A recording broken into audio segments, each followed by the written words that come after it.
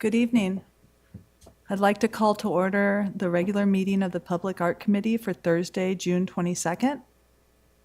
I'd like to ask the city clerk to take roll.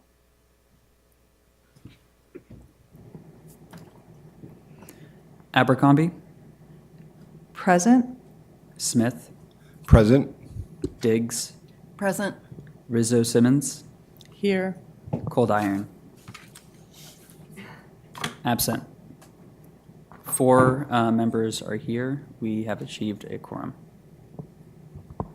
And I'd like to introduce Uriel, who's our new clerk, to the team. And we can all say goodbye to Evelyn, who's been a wonderful resource to us for many years. She's assistant coach tonight in the corner. I'd also like to make a land acknowledgement that today we acknowledge that our City of Petaluma community work involves the unceded land that is the ancestral homelands of the Coast Miwok people. We would like to express our gratitude and appreciation to those who stewarded and continue to steward this land. We pay our respects to the past, present, and emerging elders and citizens of the community of the Coast Miwok here. During general public comment, the public is invited to make comments of items of public interest that are within the committee's subject matter and jurisdiction and that are not listed on the current agenda. Public comments are limited to 3 minutes, depending on the number of persons wishing to address the committee. Time will be allocated in shares, totaling no more than 15 minutes. I'd now like to open public comment, if anybody would like to make a public comment at this time.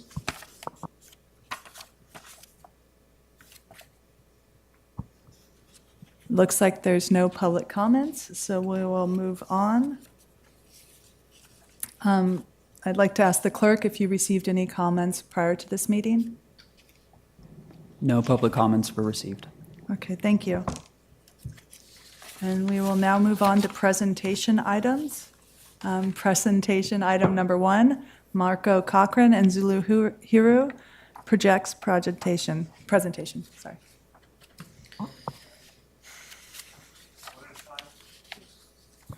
You guys are welcome to. You can share the podium if you wanted to do that too. It's up to you. I don't know.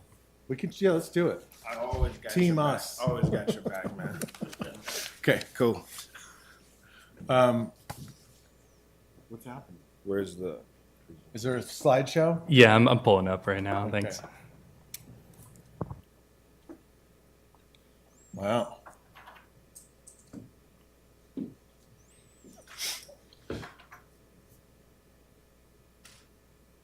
All Go right. ahead.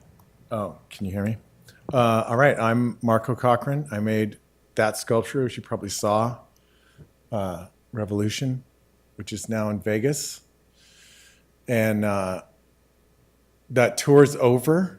So if any of you want to buy it, it's for sale.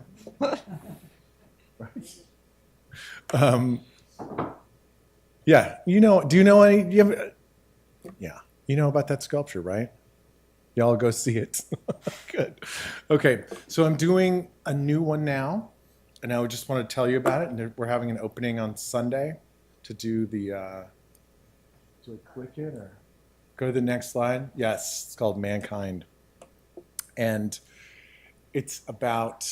All my other work has been about women's issues, or what I saw as women's issues, that were pretty obvious to me. That. I didn't like the way they were treated in general in this culture, and I wanted to bring attention to that. So this one is about men's issues, and I just realized it's going to be 50 feet tall and made out of carbon fiber. This is the 18-foot, which is in the studio now. And I realized that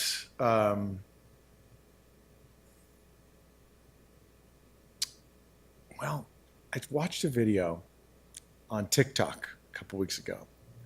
And it was a trans man who said, I'm cool with being a man. It's all good. But I just want to talk about how lonely it is to be a man. And that when I was a woman, people talked to me all the time. I was welcome pretty much wherever I went. And as a man, it's all gone. And this sculpture is about being welcome. And it's something that men don't experience a lot. Just, if you know somebody, yes, but if you don't know people, you generally are not welcome. And I feel like it's time for us to look at the effects of that on men.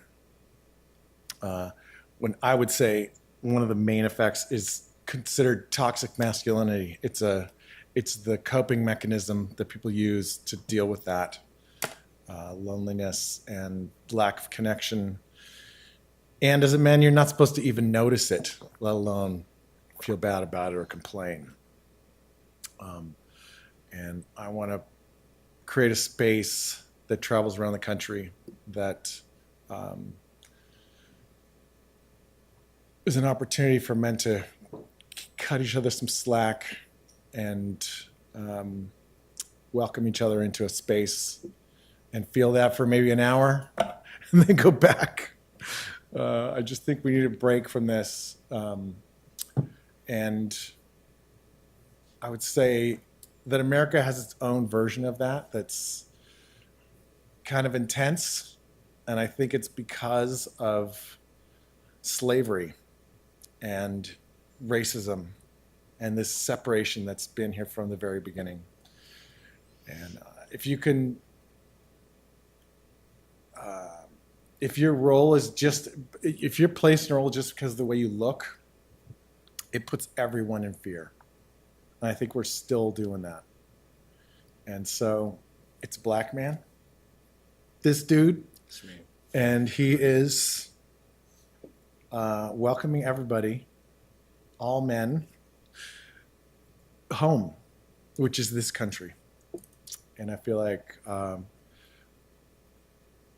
that's really the only person who could do it, is the group, a person in the group that has suffered the most from this lack of welcoming energy. And it's still happening, of course. What's the next slide? Or is that? Yeah. So on Sunday at 3:00 in my studio, which you all know where it is, 409 First Street, we're having the unveiling of the 18-foot version, which will then be scanned, and I'll make it out of carbon fiber over the next year and a half and put it on tour and hopefully heal some old wounds and change the culture a little bit. Done. Oh, there's one more? There you go. Oh. That'll send you to it. It's all the information you need to know. Now I'm going to back you. Cool. Okay. Hello, everyone. My name is Zulu Haru. I'm a sculptor. I specialize in metal African mask. I'm a Howard University graduate. I'm a U.S. Army veteran of 9 years, and I'm a union operating engineer.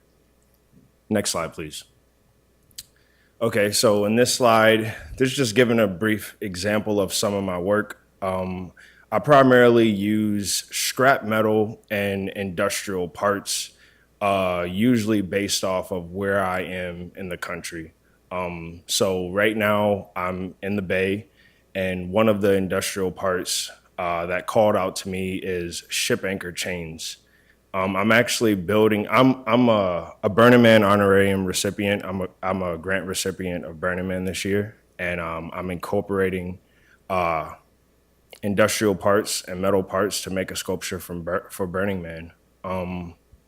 Can't really, yeah. And the slide on the left is basically the skeleton of the current structure, and in the right are scrap metal sculptures made out of propane tanks and street signs, and also military ammunition and other industrial parts. Next slide, please.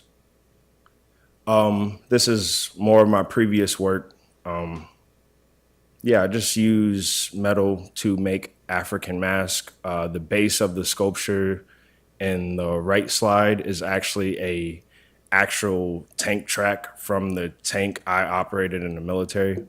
And on the left is a picture of my sculpture mentor who trained me in sculpture and also taught me the cultural depth of the type of mask I'm creating. We use Corten steel and we use stained glass.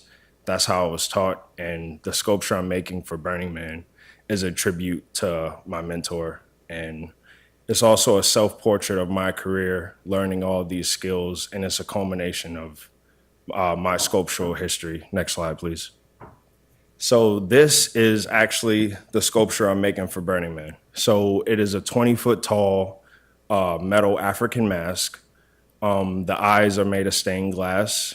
The chains are actual ship anchor chains. I'm gonna weld them all together. They're 13 feet long and 1,000 pounds per link, 80 pounds per individual link. The hands are made of Corten and they're 6 feet tall. The whole thing is climbable, it's interactive, and this sculpture is gonna serve as a guardian and platform for shamanic drum circles. So every night at sunset at Burning Man, we're gonna do a shamanic drum circle to celebrate many things. One, we're gonna celebrate vocation. The sculpture is about the hours spent in whatever craft you work in. So all of us, just that drive to be a professional in what you do. And it's also just my story of all the hours spent trying to become the most professional sculptor that I can become. And it's to celebrate, it's just to pat yourself on the back for all the work that you've done. And that's something we all can relate to, even if it's an invisible thing that no one else sees. And also, it's just to bring cultural diversity to a event that's not that diverse. So I want to make the biggest, boldest sculpture that I can make to basically let people know art is so many different ways and different forms. And, you know, everyone just should be open to seeing how far their imagination can stretch with art.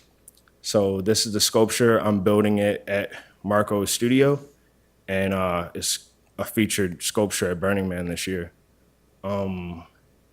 Next slide. Okay, so this was actually a sculpture that I was the lead builder on last year at Burning Man. This is called Black Ashe. It's from the Black Burner Project.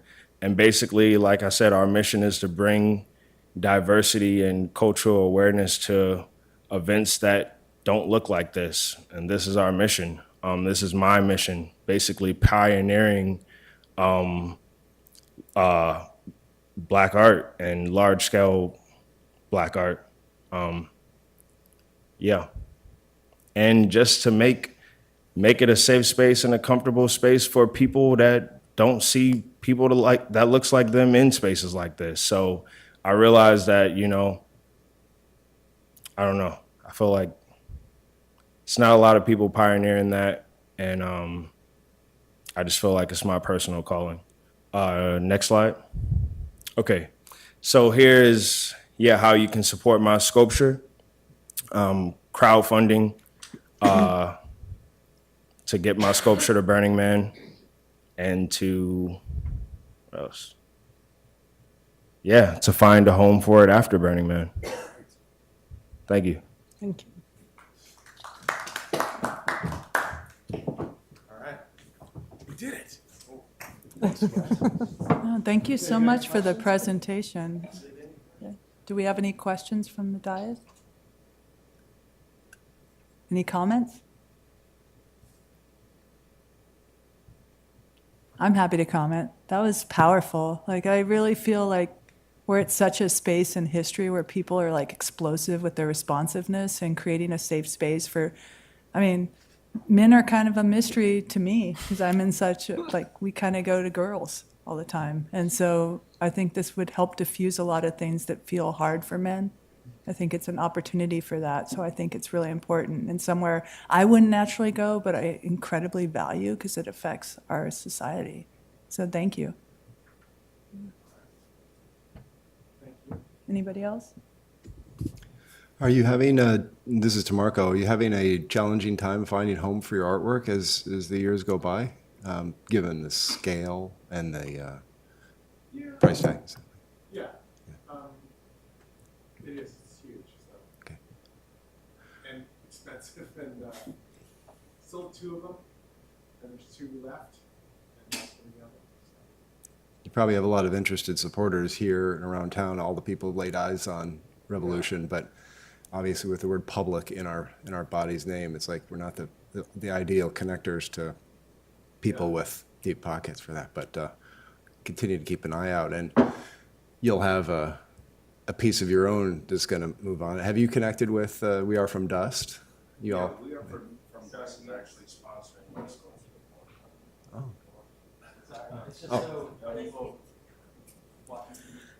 Yes, we are actually connected with We Are From Dust. They are sponsoring my art piece, and they're doing the logistics and strategy for my art piece. Do they do the honorarium? Is that their what they?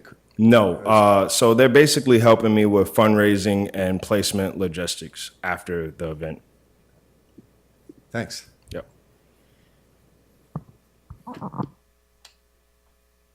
Thank you. I also wanted to let you know that we get a lot of letters and emails that often ask us to purchase Revolution.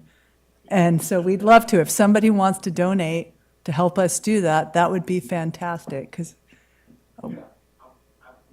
So I'll put that out there to the public tonight, that we're happy to get a gift.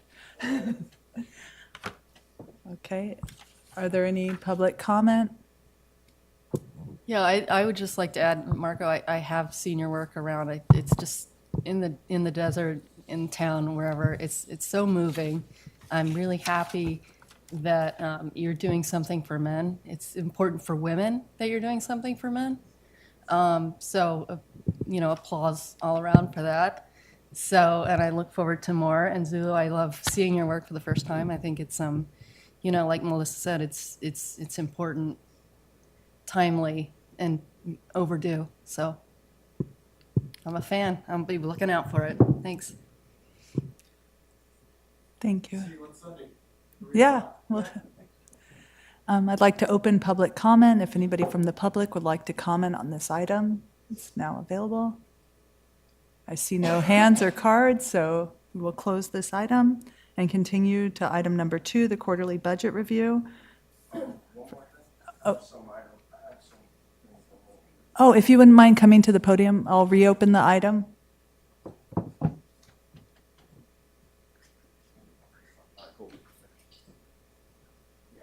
Just brought some merchandise item from my sculpture for you guys. Oh, Yeah. thank you. Gifts. Yes.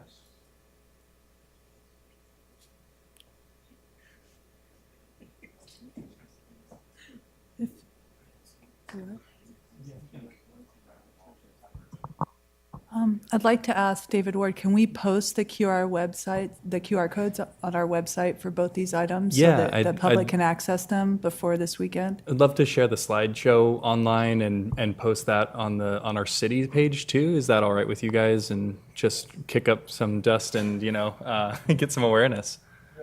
Cool. Well, thank you all for being here too. I really appreciate it, and we love to support local Bay Area artists. So thanks again for everything you do. Thank you. And now we will open item number 2, the quarterly budget review, and reads, okay. Yeah, thank you. David Ward. Today, the committee is looking at a Q3 budget report of the Public Art Fund from fiscal year 2022-23. There were 2 different versions of the report that displayed the same information. I just wanted to be clear with everybody that, receiving the updated version, I printed out that version, and that should be the document in the front if you didn't grab one. Again, it says the same information that you saw. If you saw the earlier version, you're looking at the same thing. The main difference was we pulled Q2 off of that because it can be confusing to look at 2 quarters at once. You already looked at Q2 a few months ago. And then the last page, which shows our committed funds towards projects, was not included. So Again, that's something that the committee requested that we include in the packet when we look at budget reports. So I wanted to make sure that made it in there, so you get a better idea of where the fund lies in terms of committed funds. So I hope that wasn't too confusing. Actually, I wanted to make sure I threw that up on the screen too for anybody at home that wants to take a look. It should be included under the agenda packet online, but just in case, I don't think it hurts to put it up on the screen for a minute or two. I'll just scroll through that over the next minute or two. But if there's any questions or clarifying statements I can make, let me know. And I think that's about it for this item. Thank you. Are there any committee comments or questions? Okay, it all looked very straightforward to me. So I'll now open public comment for this item. If anyone from the public would like to make a comment. There are no hands raised or cards, so we will close this item and move on to the next item, which is approval of minutes. Yeah, and as this item goes on too, I wanted to call out that when we published the packet, there's only April minutes in there. So the March minutes did not make it in there, unfortunately. We just ran out of time to review all that. We're switching over to a new software, so it's just been a learning curve. But that means that we'll have the March minutes at July's meeting. So apologies again for any confusion. Okay, and do any committee members have any issue with the minutes for May? Okay, with that, we can approve the minutes and close this item unless there's any public comment about. There's nobody in attendance, so I'm asking out of courtesy, but if somebody does come in, they're welcome to come and make a comment. Okay, with that, we will move on to the public hearings and matters for consideration. With that, we begin our hearing of item number 4, Kenilworth Playground Public Art Project, and we will begin committee discussion. Okay. Yeah, thank you, Melissa. Tonight, the committee is reviewing the results from the Kenilworth Playground RFQ for the purposes of selecting an artist to award the contract for creative services. I have a very short slideshow I wanted to share to help us frame the conversation, take a look at those results. So bear with me really quick.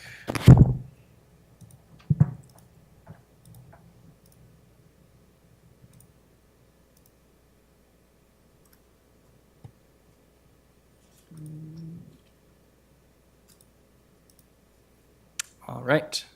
So the recommendation, this is the same one from the staff report. It's recommended that the PPAC select and award a contract for creative services to one artist from applications submitted in response to the Kenilworth Playground Public Art request for qualifications. Additionally, staff recommends selecting at least one runner-up for the award in the situation where the nominated artist refuses the contract award. This is a little text heavy, the next slide, so I'm going to breeze through these. This is pulled directly out of the RFQ, but just for the public reminder of how we got to this point, we determined using an RFQ opportunity to solicit applications for a qualified designer or artist firm creative team, which we'll move forward calling them the artist for creative services. And these bullet points are what we ask for that role of this artist, to understand that this is part of a bigger project, the Kenilworth Park Revitalization Project, and they'll serve as the designer for the public art playground structure or structures. They'll represent the project goals and aspirations of the playground project. They'll work in close collaboration with the park designer to design the structure for the playground project and integrate their plan within the park designer's proposed site plan. Create a design that will be reviewed by City Council for Kenilworth Playground Project as it's discussed in the scope. They'll continue to modify the design as they need to during the approval period and review period. Throughout the duration of the project, there'll be a project manager And they will also participate in meetings for the playground project, the park project as needed, and any public hearings or community meetings as needed. And these, again, this is all summarized from the RFQ document. These were the eligibility factors of how applications were screened.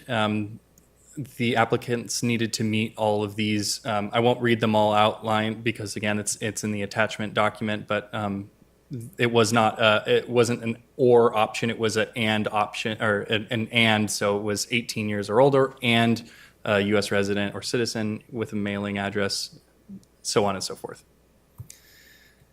These were the project goals that were included in the RFQ and were generated from the community survey as well as over the last year of public art discussion that incorporated feedback from the community, from staff, and these were the same project goals that were reviewed during the selection process.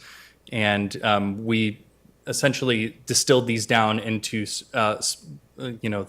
the same selection criteria that you used in Slide Room to review all 24 applications. I also did want to forget about the community survey results, which again were used directly to create that selection criteria. Appendix A, which was the community engagement survey feedback, was required by each and every applicant before they were able to submit their application. And then additionally, the park project designer is planning to conduct further community engagement workshops and opportunities for the site planning, and the artist will be included in that opportunity. So wanted to make sure that we were all aware that there was going to be more opportunity to hear from the community about the project. And then the selection process, we had the RFQ application period open from May 1st to Friday, June 9th, so it was about 6 weeks. There were 24 eligible applications that were received during this time. The PPAC served as the selection panel for this, and you all scored these independently and anonymous of one another's scores. Each application was scored in 6 categories, again, that was distilled down from those project goals on a scale of 1 to 10. They were all weighted equally across the categories.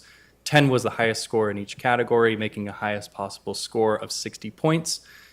And then again, before we look at the results, I want to call out one of the most important notes that we included as well, which is that the final score, the top score, does not dictate who receives the contract award.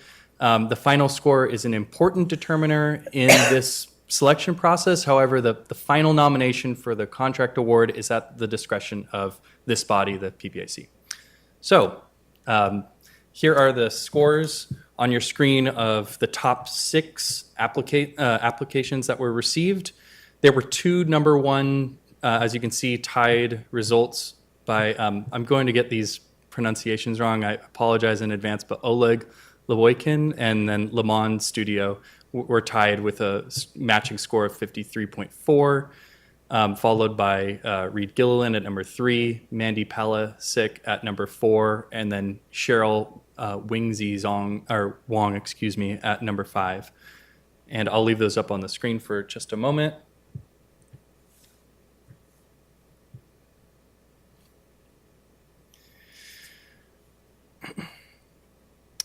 And again, I'll bring back the recommendation, which is that staff recommends that the Public Art Committee nominate one of these as the artist for the opportunity, which would effectively, we would go into contract with them to do the creative services as designed in this project, and strongly encourage at least one runner-up be awarded as well.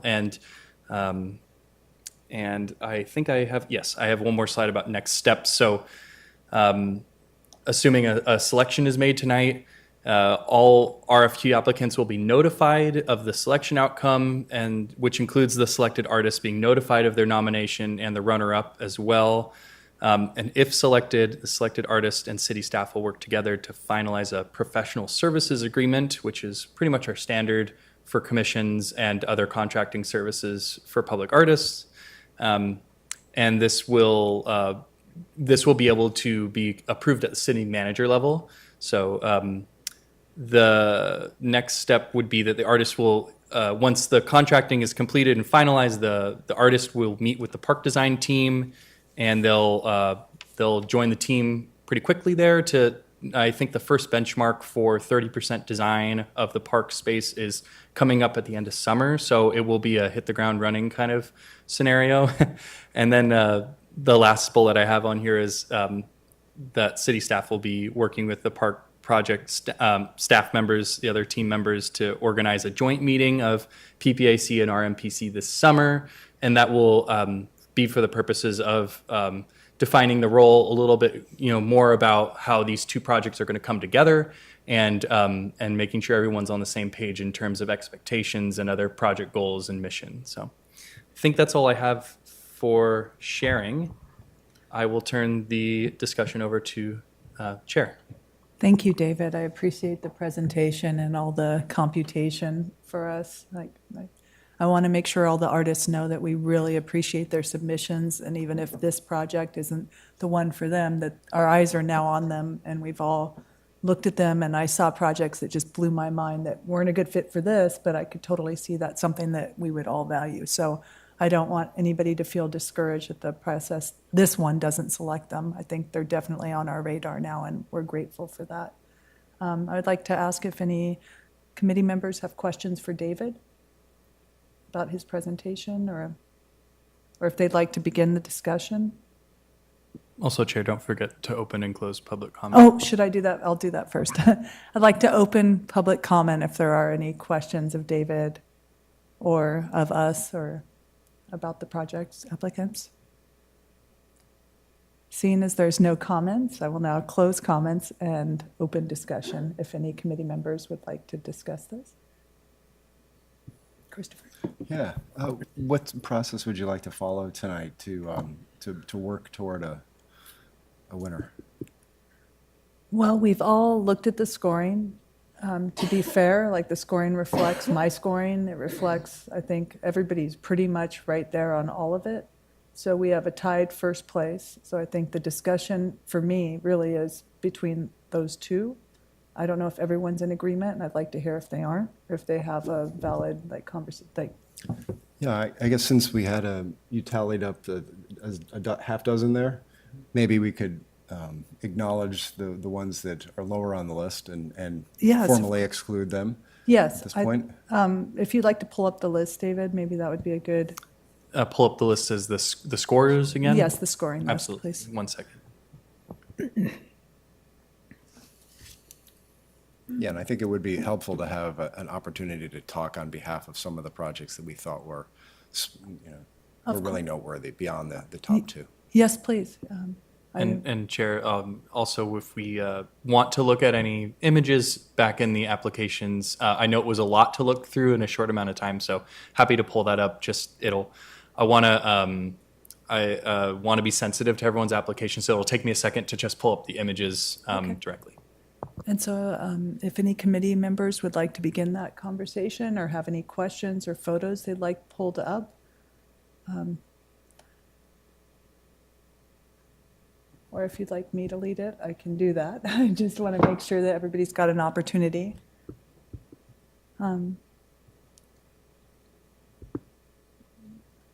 Okay, for me, I do want to acknowledge the work of Cheryl Wan. I thought that it was amazing.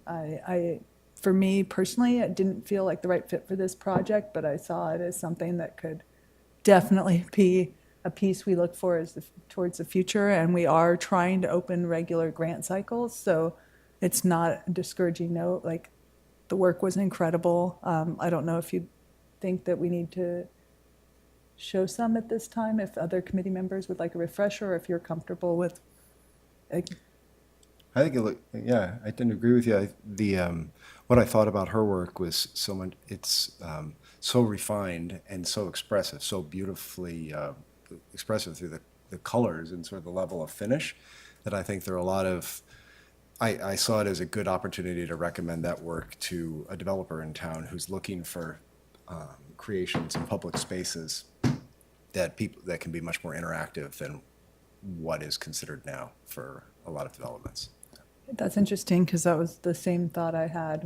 We get approached often beyond the dais from people who are going to be working in the community for some referential materials. And on that end, I always encourage artists to please send us their portfolios, like our attachment, or, their URLs, so that we have that in our cache for when we do have applicants so that we can refer them to them. Would anybody like to begin the discussion about Mandy Plasek? I also just wanted to quickly add too on that same note that any artists that are watching this, whether you are in Sonoma County or beyond, I encourage you to take a look at Creative Sonoma's artist directory. It's something I point developers to all the time because you can make quite a comprehensive portfolio, or you can upload your portfolio, you can make a profile, and it helps people filter through if they're looking for ceramic work, they're looking for performance work.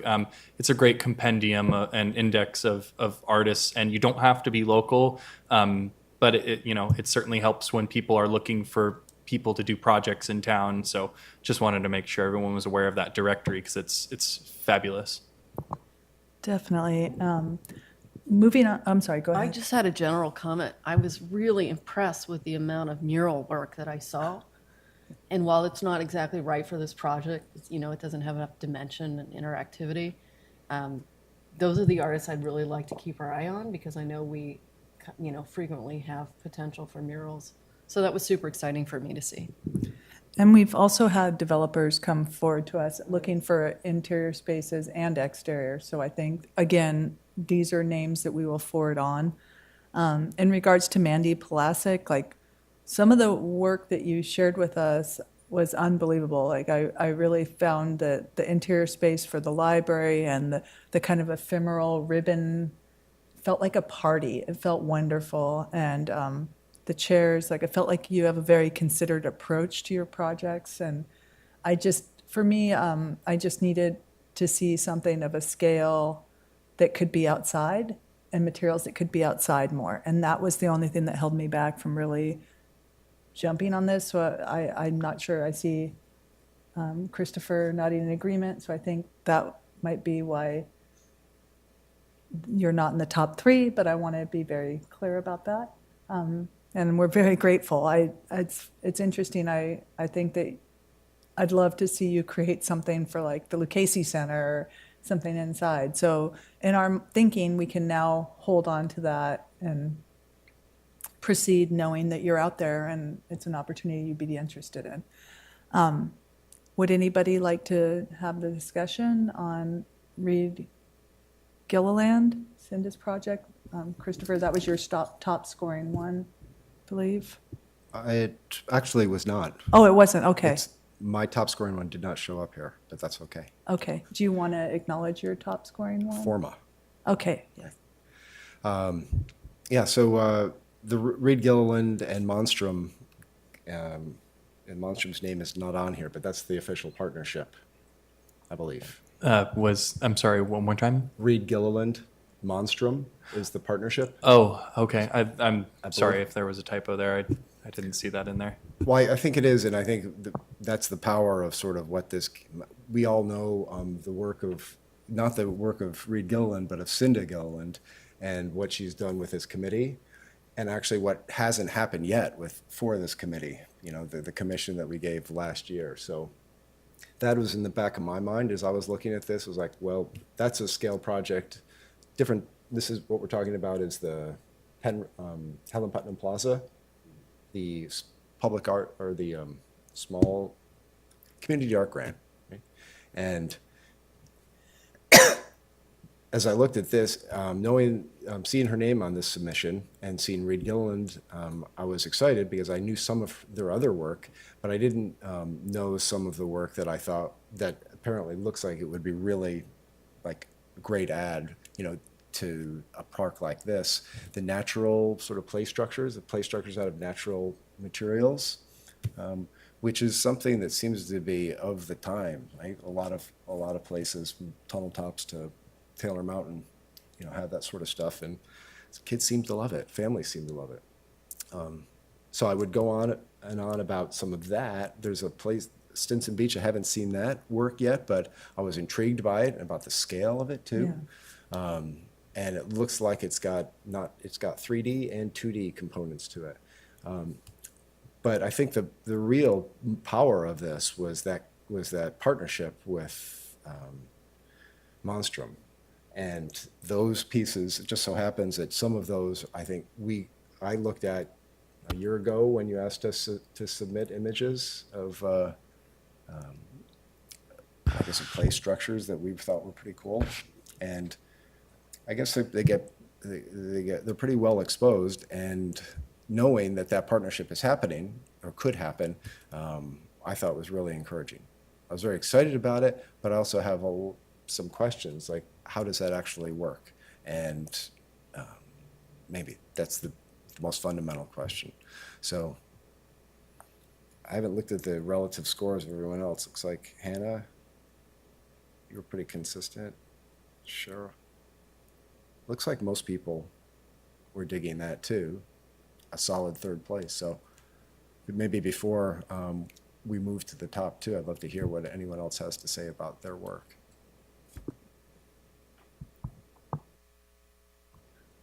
I shared pretty much everything you said. Like, I really enjoyed it.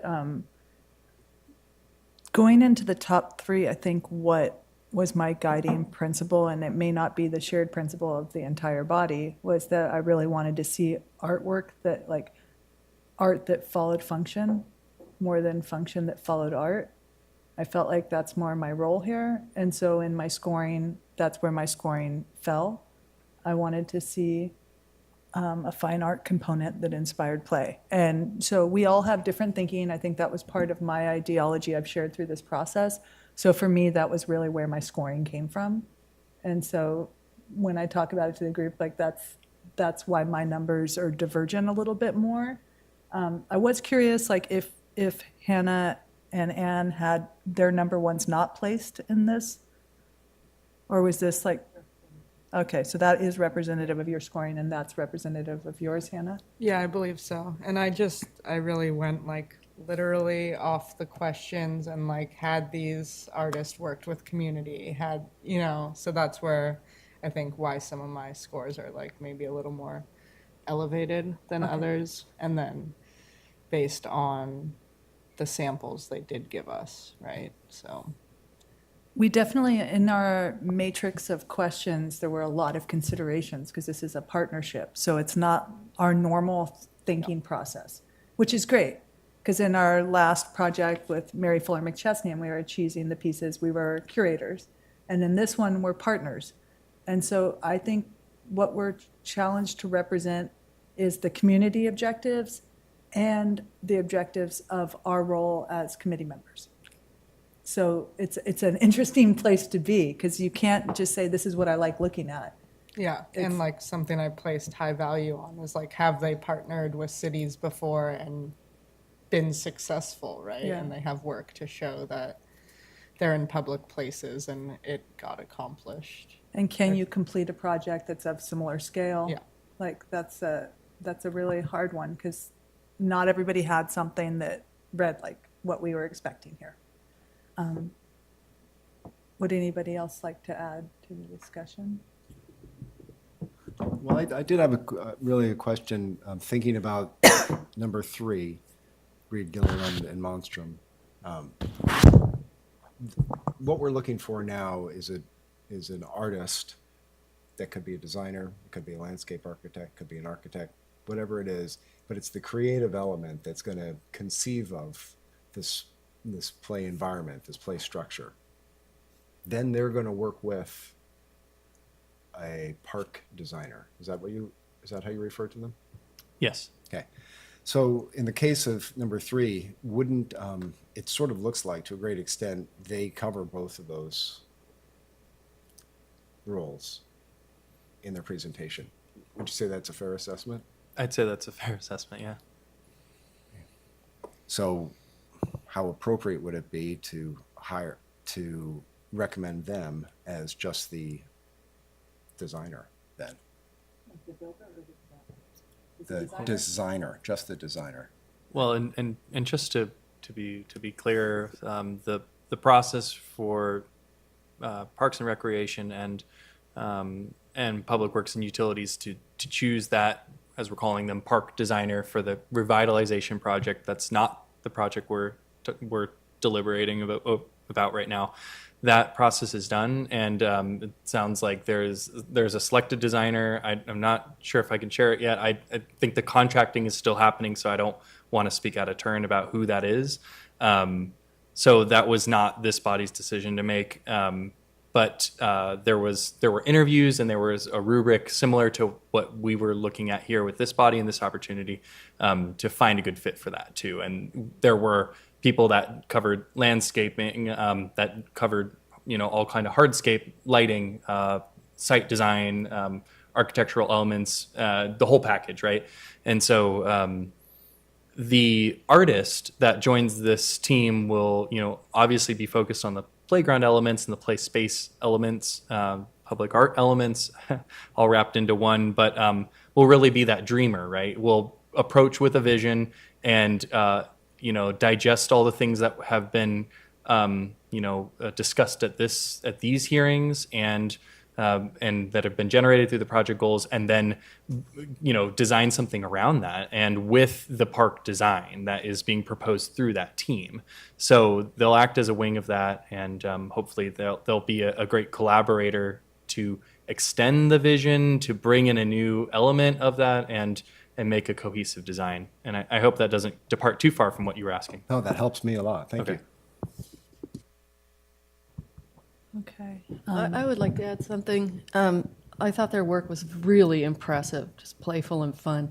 The scale of most of their projects that were presented was not in line with our lot, what we're working with, so they would have to rein that in. And the other thing that I was thinking was that, the budget for this project is going to be considerably less than the things that they've showed. And I think that when you, as a designer, you can design really large, and reining it in is a challenge. And I'm sure they could do a good job of it, but it looks to me like their projects are fairly substantial, given what we're working with here at Kenilworth. Do you mind if I speak to that too? Yes, please do. I noticed that too, and I didn't find it as a bad thing at all. I thought that was, we were, in all of our conversations, I feel like the biggest thing we're asking of these qualified people and teams is to dream really big. We want them to, and the conversations and the numbers that we've thrown around in the construction budget, fabrication and construction budget for the playground itself, we've talked about the realm of $100,000 to $150,000, but this body hasn't made any commitment to that yet. It's been committed in terms of conversation to say there will be a public art fund,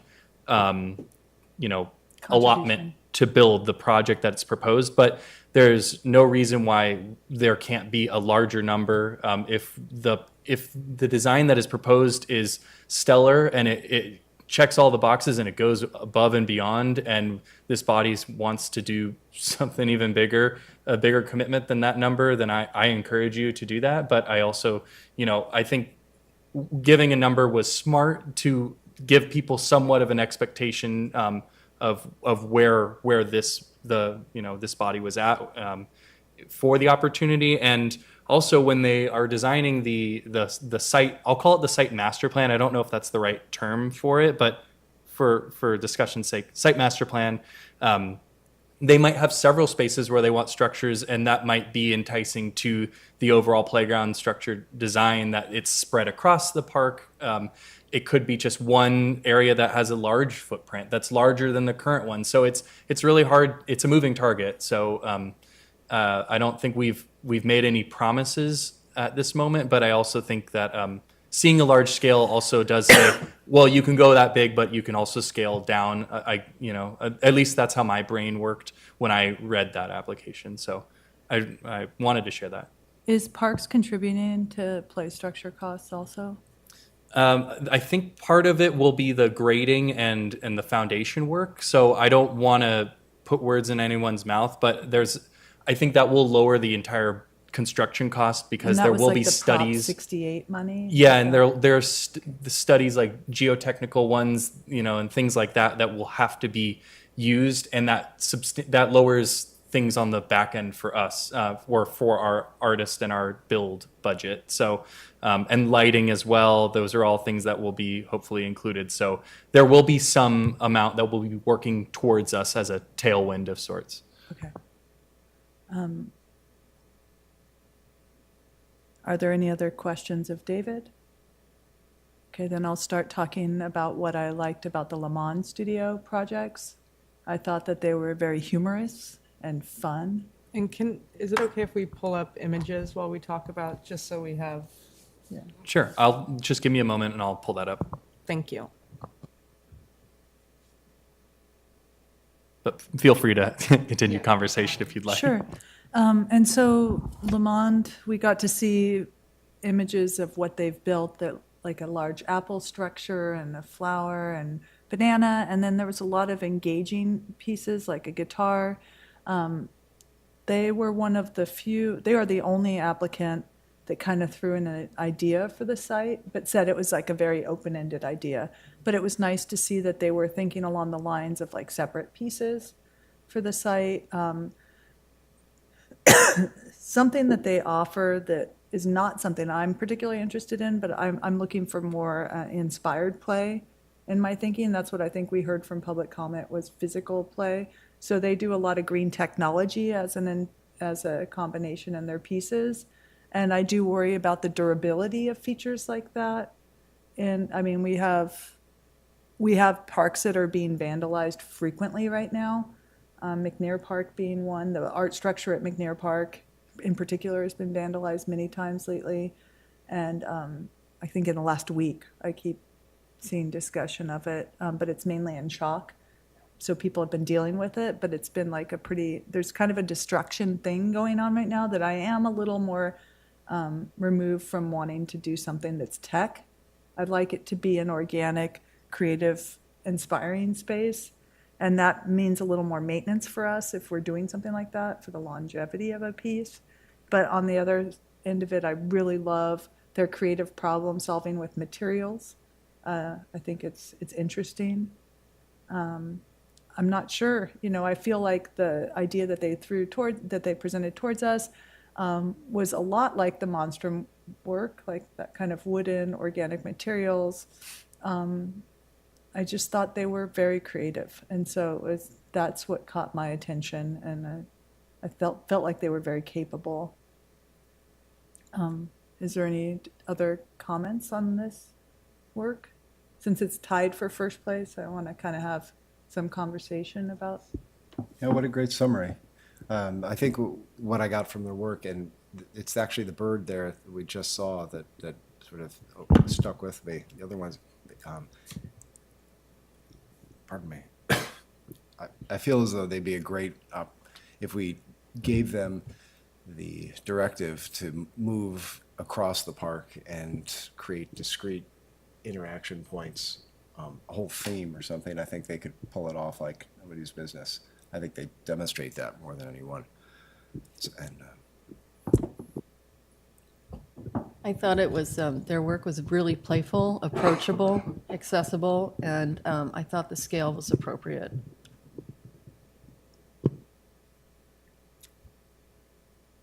Yeah, I agree. It just seemed fun, and like they were able to do completely different things for different spaces and what that space warranted and how these reindeer change and adapt to the seasons, or so it just seems adaptable and fun and playful, and yeah, I don't think that's to be underestimated.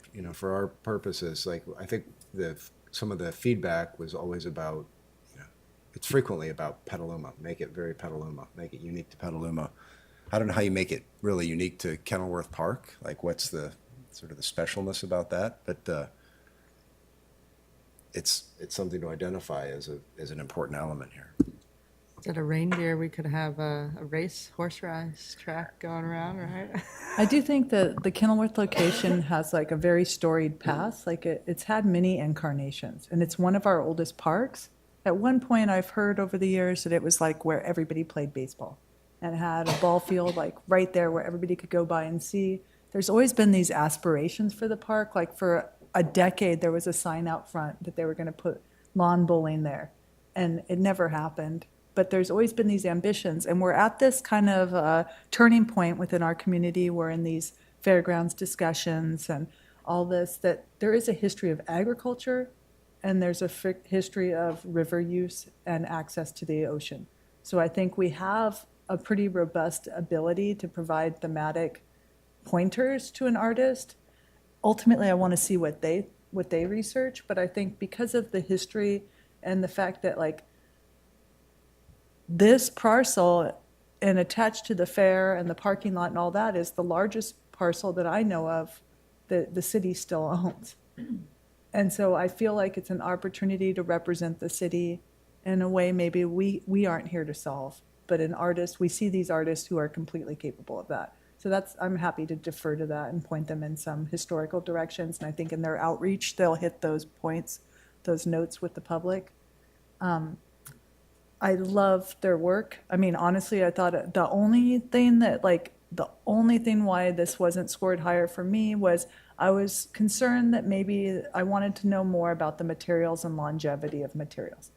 And that's because I believe that they have in their notes where they talk about the materials, and it appears that it's a type of wood.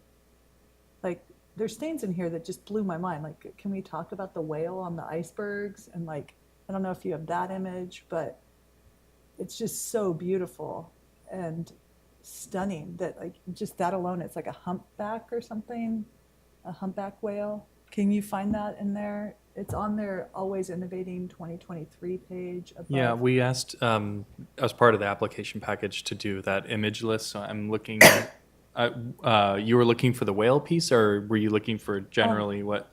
It's in this slide with the whale kind of floating on okay. poles above there. I don't know. I found myself really blown away. I just, it seemed like a project that could be totally capable for this site. And they're problem solvers and innovators, and I think that's the future and the Well, past. Looking at the tugboat and how that was like, obviously it's not going to be a tugboat for this part, but how it was incorporated in different areas and you could move throughout it and use it from every side of it. Just reminded me of like the Children's Museum and like the interactive Yeah. pieces there that inspire kids to.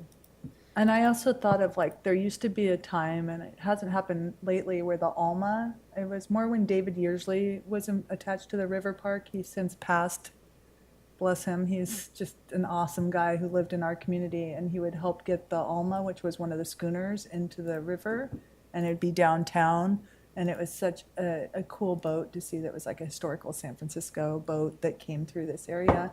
And so I immediately went to like the ideas of those kind of touches of, because Petaluma, it's gone through incarnations. We had like the Miwok, we had the fur traders, we had, all the McNear brick that went into San Francisco. Like our town was built up because we were able to be a port to move things and be attached to the sea, and we were a thoroughfare.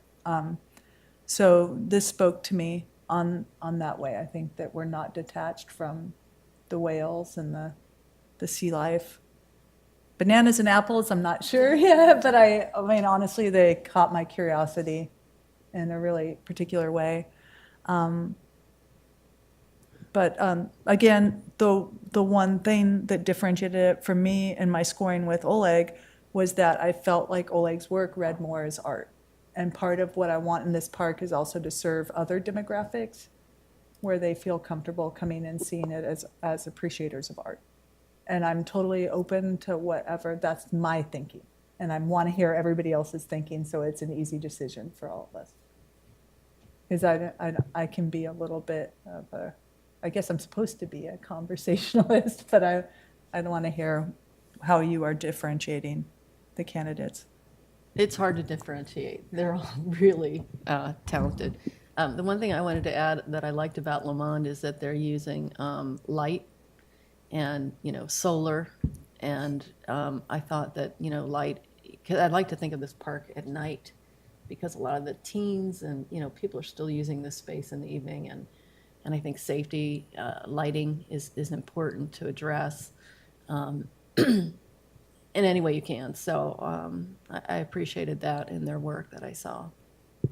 Well, and just to be able to see it too, they're on such busy streets. So as you're driving by, just like at nighttime when you drive by the fair and you're like, oh, the fair's here and all the lights and it just catches your eye and reminds you that it's there.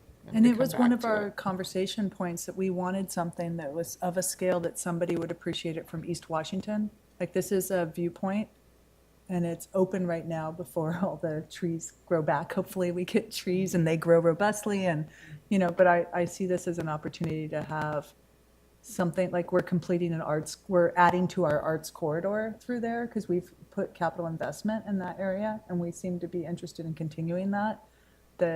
The opportunity for a visual corridor with East Washington is so valuable that I wouldn't want to lose it on something of a lesser scale. Not that I'm part of the final decision, but I just wanted to also jump on what Hannah was mentioning. It's one of my favorite parts that this committee baked into the RFQ as part of the project goals, which is this site has such a unique ability for cultural tourism. And I think that is something that I wouldn't ever say that any of our past projects or current inventory in public art is lacking, but I think it's a huge opportunity.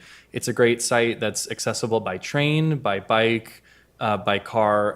And I really love the sentiment of thinking that this project, however it will look, and the completed site will be a draw for people coming up from the city and coming down from Cloverdale and people coming from the East Bay, the South Bay, and making it part of their trip and saying, we got to go to Petaluma because there's this really cool, art piece. There's this really cool playground and it'll be an attraction. And I love that idea because public art is powerful and it's, we talk about this being a playground and we're investing in our young families and the youth, but there's also a huge opportunity to engage with young adults and teens and seniors and everybody. So I think that's probably my favorite part about the whole opportunity that we're asking people to address. And it's not easy, but I love that these top two, Le Mans Studio did a great job doing that. And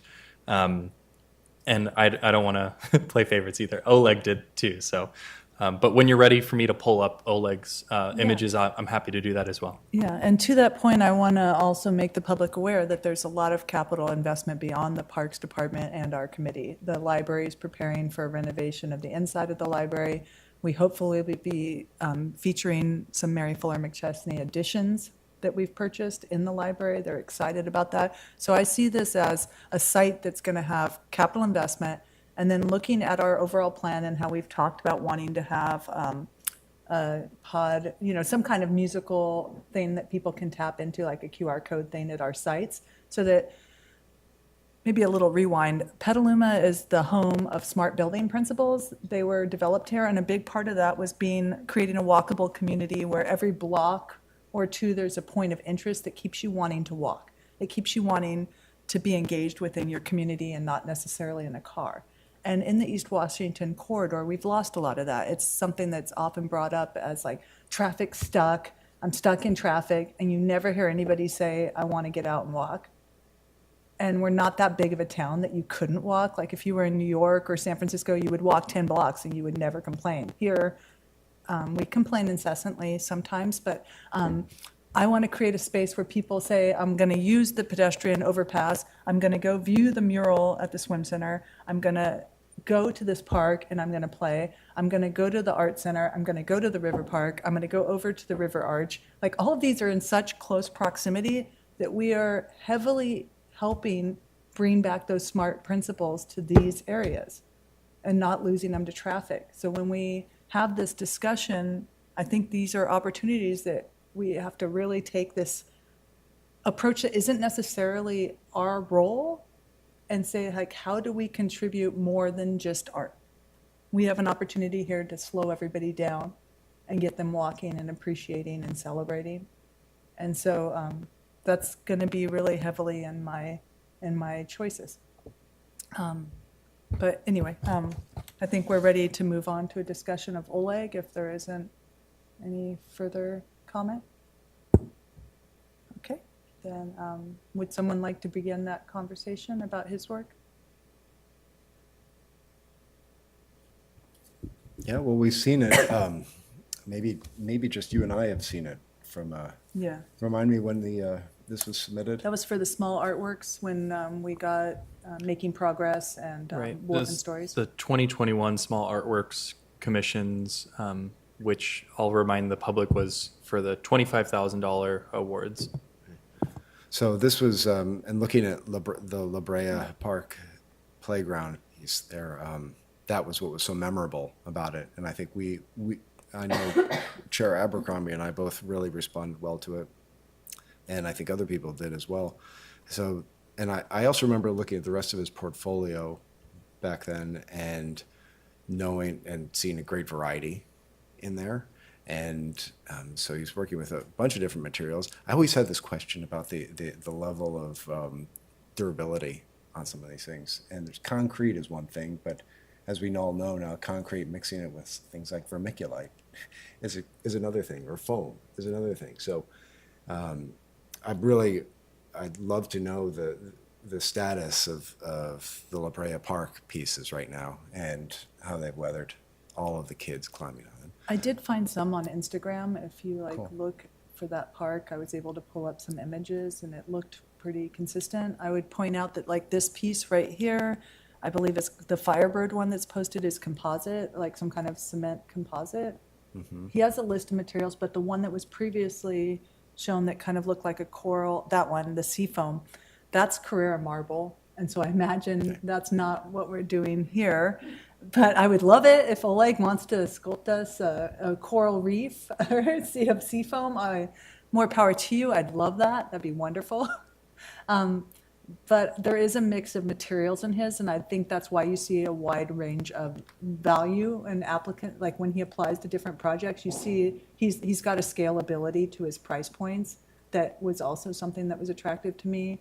And there was, in the public art process, because I was at the RMPC community outreach meeting that took place at the Teen Center, and I heard many times about wanting an organic kind of natural feel. And I think that's what we've got in both these candidates. And for me personally, this red, very organic, it's not something that's necessarily, I don't mind something recognizable, but I think there's room for negative space, and I saw room to include play in an imaginative way.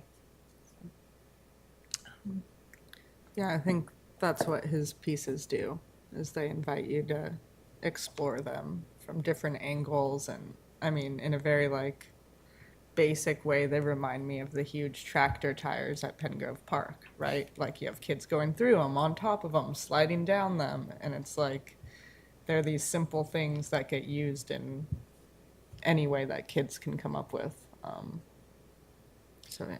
Yeah, I think La Brea is far and away the most representative of that sort of approach. So I think he nailed it, obviously, for La Brea. I think even people not familiar with the place can look at it and say, like, okay, I get it, right? Yeah. And I want to go there, I want to play on it, but I don't know whether he's done that for anything else here. So I asked the question, like, if given sort of Kenilworth Park and what all it is, all it represents or doesn't represent, whether, what he might do with that. Would he find it as much of a challenge? Because I look at Le Monde, and I have a fair bit of confidence that they'd be able to tackle that, maybe because they've demonstrated it in their sort of proposed sketch so far.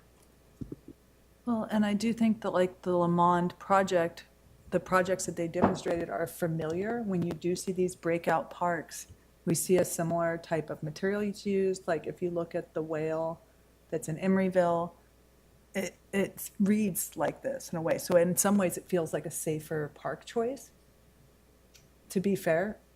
Oleg makes me feel like that's going to push me mentally to find where that fits and artistically. But I'm not the spokesperson for art for our community. I think we all collectively are doing that. But that's what I want for me, something where I leave inspired. And I want my kids to think a little bit. We have parks with swings and slides, and we have ones with musical instruments. We have these elements are recurring, and my fear is that we have a formula in place, and I want to break the formula.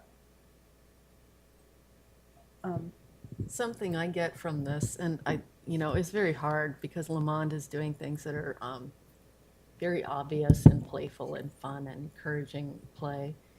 This one, I feel like there's a sense of wonder that comes out of seeing bones of dinosaurs popping out of the ground. I mean, it makes you think about, yes, I want to climb on it and climb under it and make it a fort as a child or whatever you would do. But it's also like, it brings you to the next conversation. Like, when did the dinosaur? I don't know. I feel like this would encourage more thought mixed in with the play. Whereas familiar forms are, they're familiar and they're fun. But I think that this opens up a bigger conversation and inspires a little more curiosity. I mean, I definitely see Chris's point, though, that like, what's our story to be similar? Because, I mean, you can't throw dinosaur bones in Petaluma. I mean, there may be some down there, but then I start thinking about we have such rich resource material. That's why we all live here. That's why people from throughout the Bay Area are moving here, because we have an idea of preservation and ties to like food and earth here, that I think we have plenty of fodder for creative problem solving on this. Because it's not really our role to tell them what to build. We just need to see that they can do it. And I think the ties to the river and just the natural world are huge. There's a huge opportunity here, and that's clearly what he's doing. So I think it's a natural fit. Having said that, there's some things that Lamond is doing that I would like to see in this as well. So it's really hard to, It's super challenging. I keep saying the city needs to win the lotto because there's like all this stuff we need to do, right? It'd be great to hire them both. Yeah, I think they're both playful. See, Oleg, makes you think more and go further, where the other one could maybe be more obvious, but could have the light play and different things that draw you in at different times of the day or night. So yeah, tough choice. and I think maintenance is something we think about, it's something to really consider, when the spray paint comes out, like which of these projects are going to be easier to clean up or, and yeah, I think Chris, you have a valid point here. Let's figure out, how durable his composite is compared to say plywood. I mean, plywood is wood, it will warp. So there are limitations with that.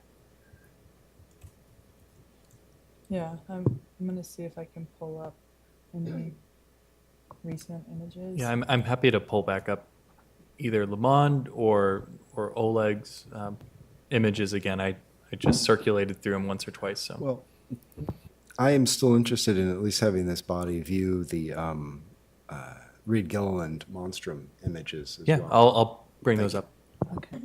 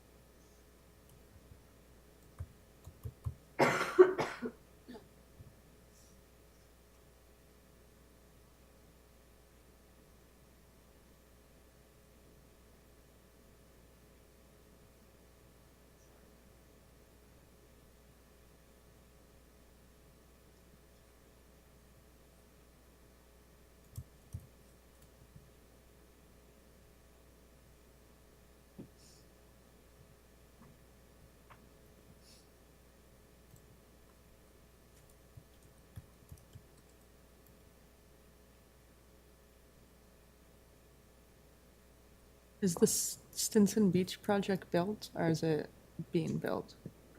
Okay. It says 2022 to present, so I can't confirm if it's complete or not. I imagine it's still in progress if it's saying present.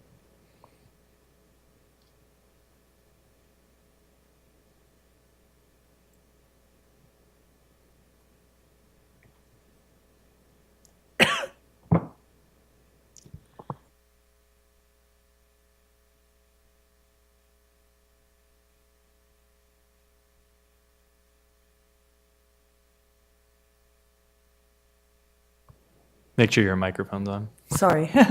We had a grant for our community during the quarantine to add these food areas to certain restaurants in town, and I believe Cinda was a big orchestrator of that. So we see the one in front of Mi Pueblo is Kevin Clark. You know, we see the snake is really cool. I really like that. I really like the grasshopper. I guess part of me also considers some of the things that are problematic currently for that park. And I think we should have a realistic discussion about that. I lived next to the park for 14 years. I'm sure Hannah can talk to what the uses are there, but sometimes it's not a children's park.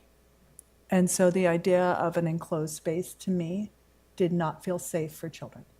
And I hate to even say that out loud. It's not where I want to be operating from. I don't know if you guys feel the same way, but I think there's space for everybody, but enclosed space might become Yeah.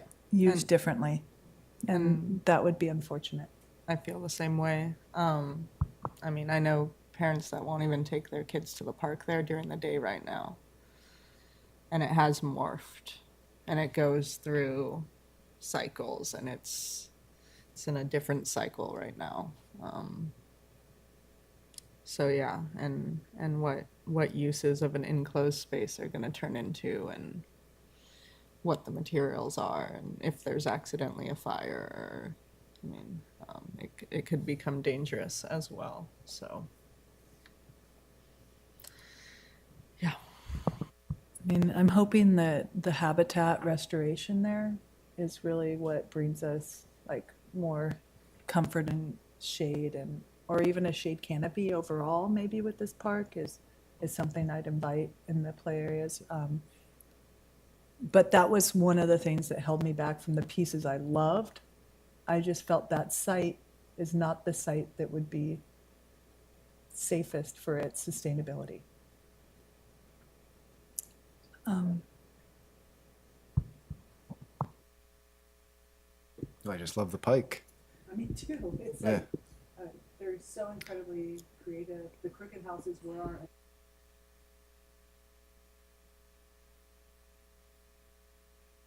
It's amazing to have applicants that came out of our inspiration board, and we really got that with Monstrum and with Oleg.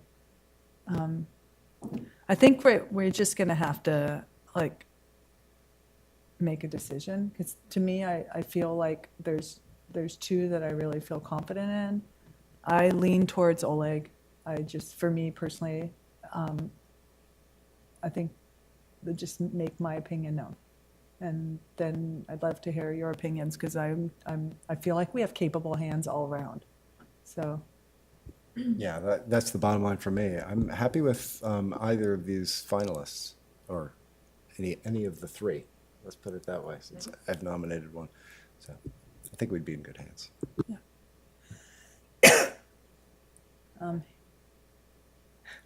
we just need to be decisive because I think otherwise we could talk. It sounds like none of us are up for talking all night. It's like we got a coughing crew here. So I was here last night. Okay, yeah, we'll be considerate of the public and ourselves because I think we're in one of those weird situations where it's like a win-win-win. Yeah. So we go with what. The more I look at these, the more I decide, well, maybe I could go that way or this way. I mean, they're all really, really competent and they're all so good. And it's just going to come down to personal aesthetic, Yeah. I think, at a certain. I guess with Lamond, I could worry that it could get too kitschy, like too obvious, I guess. You know, where we just end up with a chicken and it's like, oh, we have it. I don't know. And material wise, I definitely lean towards Oleg and just durability and, you know, how long's wood gonna last in the rain, in the weather, and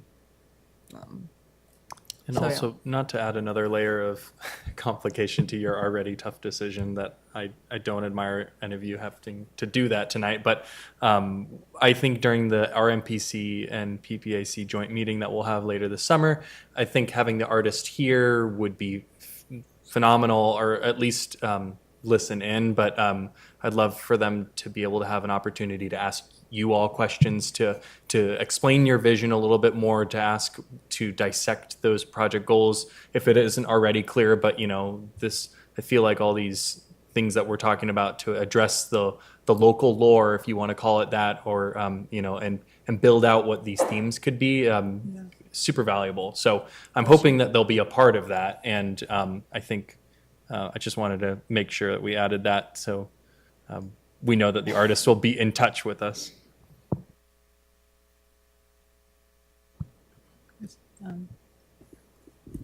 Well, if there are, I've made this a group of 3, and I don't think it needs to be based on what I've heard. So if it becomes a group of 2, I sort of see the current rankings as playing out in people's sentiments, reflected by people's sentiments, what they've shared so far. So I'd suggest that the highest point getter is We the have a winner. tie. Well, didn't you give it 60? Yeah. Yeah, Yeah, that does Aren't make you it the tricky. chair? I don't want to wear those pants. I'm going to share the pants. I want that doesn't sound right. I just want everybody to be involved in this conversation. I don't want to be the fall gal. People aren't happy, but in my thinking, another consideration is we have the existing garden there, and we have Mary Fuller McChesney pieces there. And that's where we're dealing with the vermiculite and the materials. This doesn't bar us from using differing materials or differing styles. But for me personally, I don't want to feel like we have tension between materials either. So that was another part of my thinking and looking at like organic. I don't know. It just read differently to me. So that was, but I'm like, So you're suggesting Oleg's materials are more sympathetic to? They're, I don't know, because when I look at like what he used to make the saber-tooth yeah? tiger representations, yes, it reads very naturally to Mary's. But then when you look at, I feel like if we look at, now I'm just getting tired.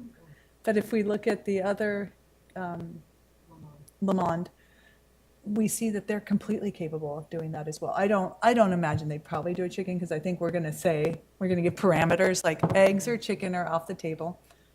We've got that covered. But if they want to, maybe the right one, you know. But yeah, I do think Mary's presence is going to be there in the park.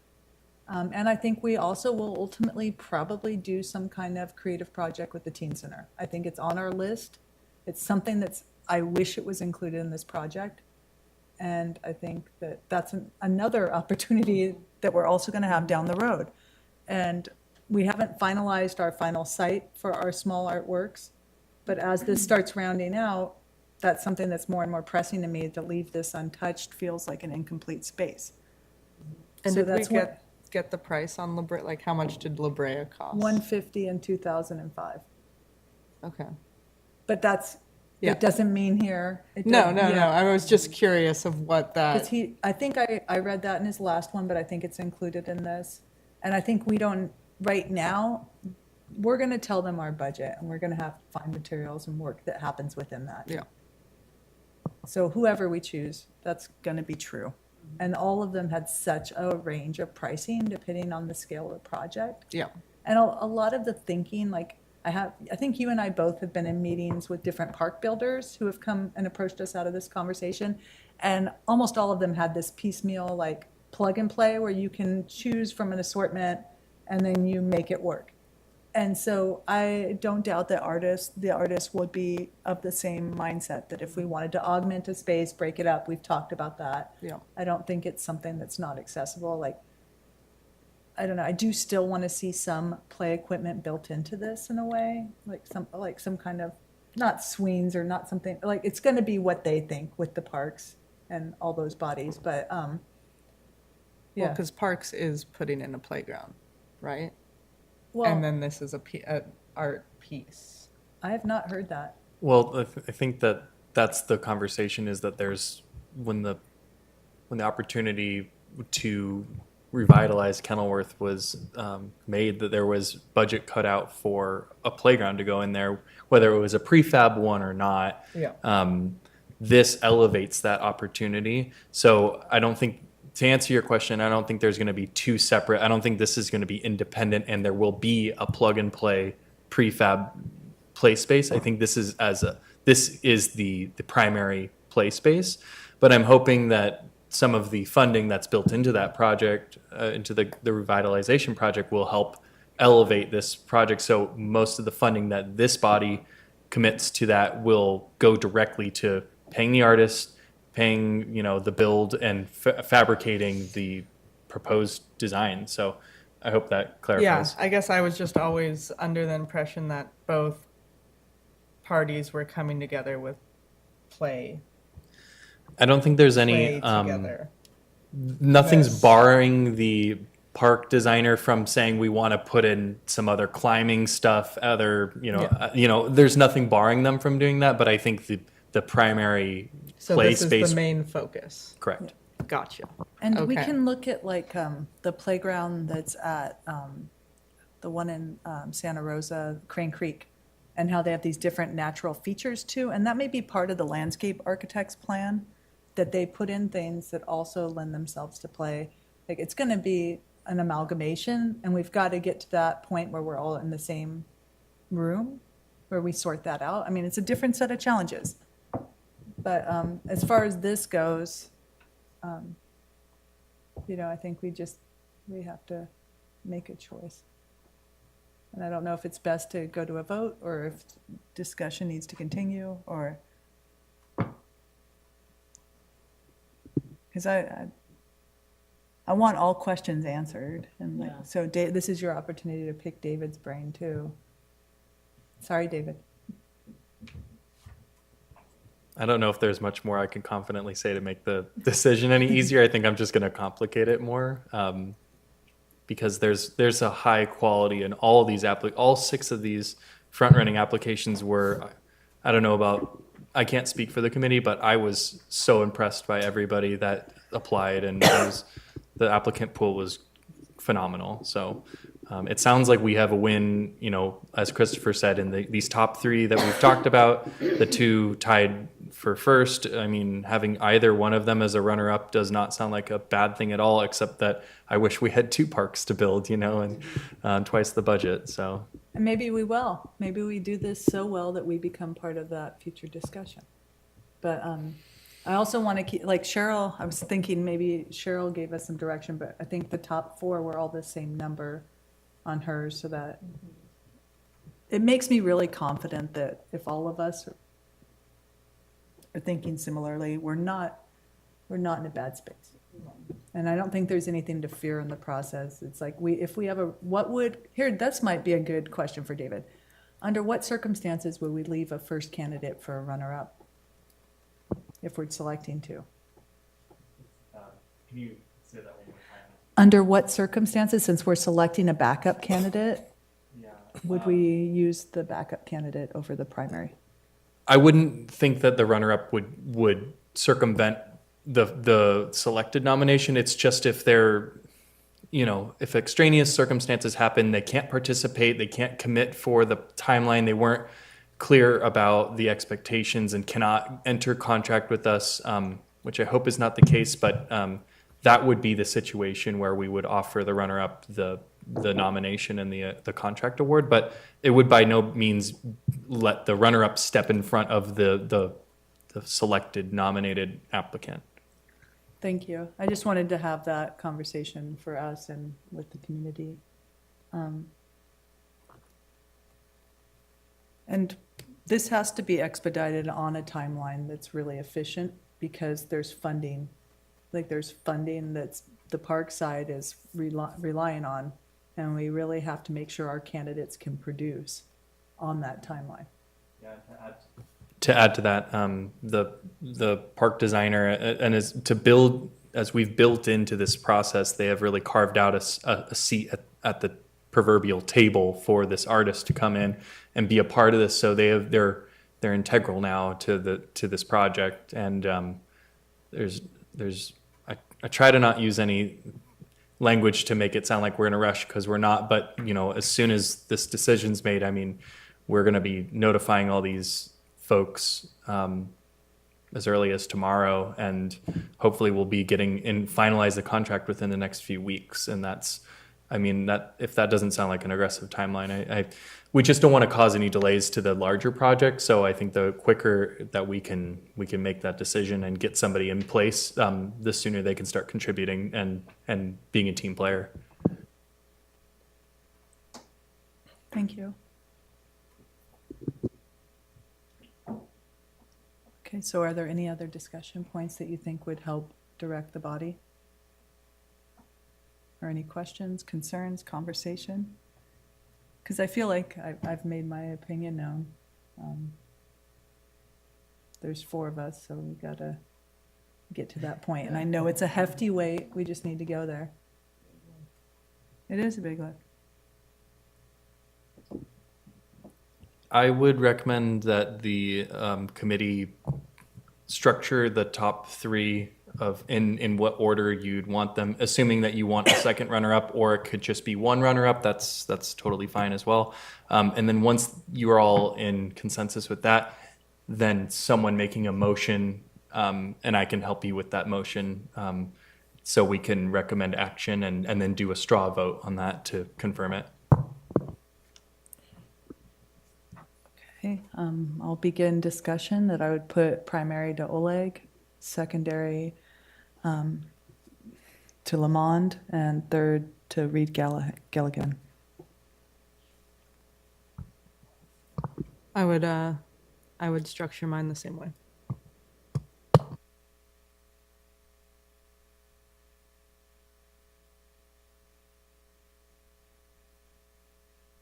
Chris is nodding to me.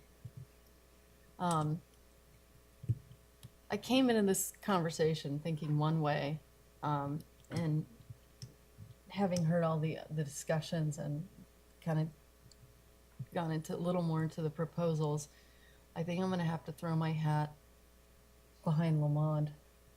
I like their addition of technology. I like that they've already sort of thought out their proposal for the site. It seems very proactive to me as a professional team. And I like the amount of interactivity that they're really thinking about so many dimensions.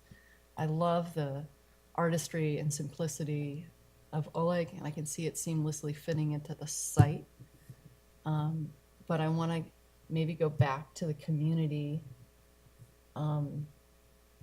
needs and see if these 2 artists kind of address those things inherently in their work.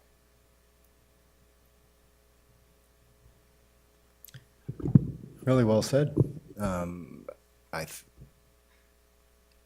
If I had to pick between those 2, the organization that I have the most confidence in, that would create something exuberantly creative in this space and would be an eyeful, I guess I would pick Lamond. But there's something about Oleg's work that makes me think if he was able to hit it, if he was able to get that material and get those forms and express something about all of any of the possibilities that we've talked about, it would be more Petaluma. It would be more unique, and it would be more of a calling card. So probably for that reason, I guess I'm willing to take a gamble. It seems like more of a gamble, honestly, on that artist versus that design organization. Okay?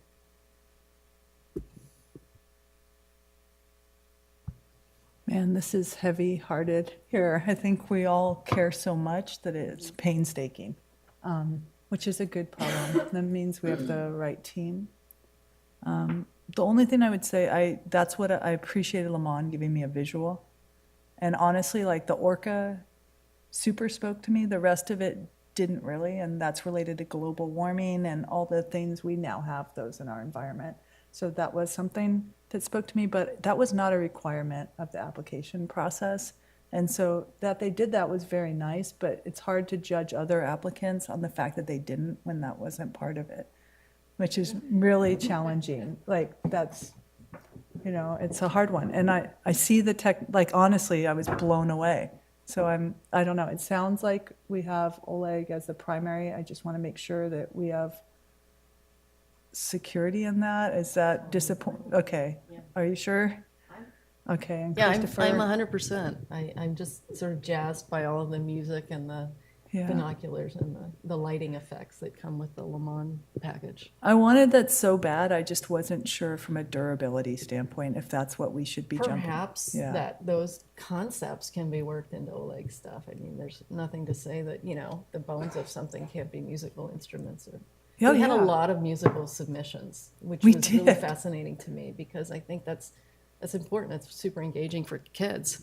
And we had submissions, I mean, there's some I have a hard time remembering right now who it was, but if you went down in their portfolio, they had this giant white structure that you could go underneath that had all kinds of glass and filtered light and shade, and I just kept like a protective web of sorts, and there were so many things that were like, what was it, Chris? David Moore, maybe? Yeah, I think that's who it was. It was like mind-blowing. Like there were so many things that touched me that I wish we had a benefactor, and I welcome them if they're out there, because we're happy to help. But I think this is a gift to the community to shepherd these funds into something that could have an impact. I would like to add that Oleg is local, correct? And I think that's a huge feather in that cap there. I think that's important to point out.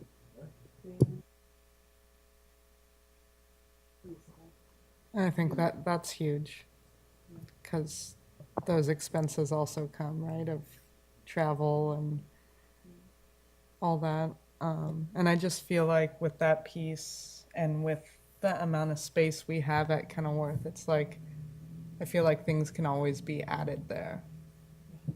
Like there's so much space, there can be so many different nooks and crannies to explore with different artists, and hopefully we get to that point and get the funding for that someday.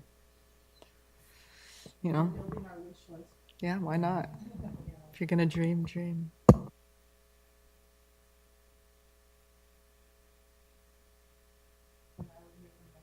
Well, no, you can. Also, microphone. I just want to clarify. So I'm hearing Oleg in the one spot, and then we're Le Mans Studio in the runner-up spot, and then does the committee officially want to recognize Reed Gilliland in the second runner-up spot in the third position? Is that correct? Yes. Okay. Your microphone. That way we have 2 local candidates in the top 3, and I think that Right. really means a lot in our community. No, that's clear to me. Yeah, and any committee member can make a motion, and that just needs a second, and then we can take a vote. And the motion only needs to be for the nominated artist. And I included the resolution, and I'll steal that language. So when you're ready, I can help craft that motion. Okay, would anybody like to make the motion?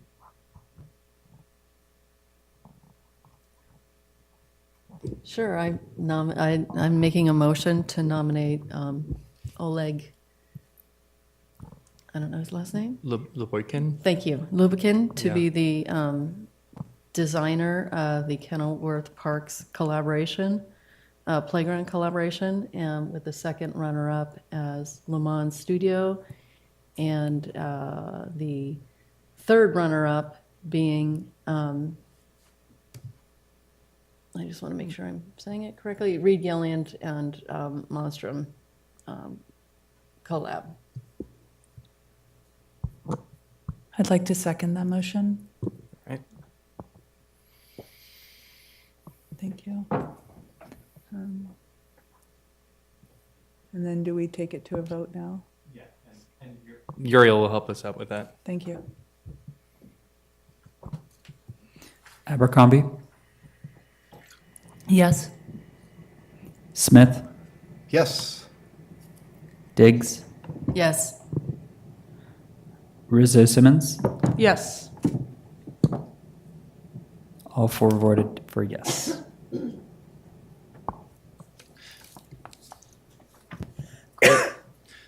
Thank you so much, committee, for having a really great discussion. And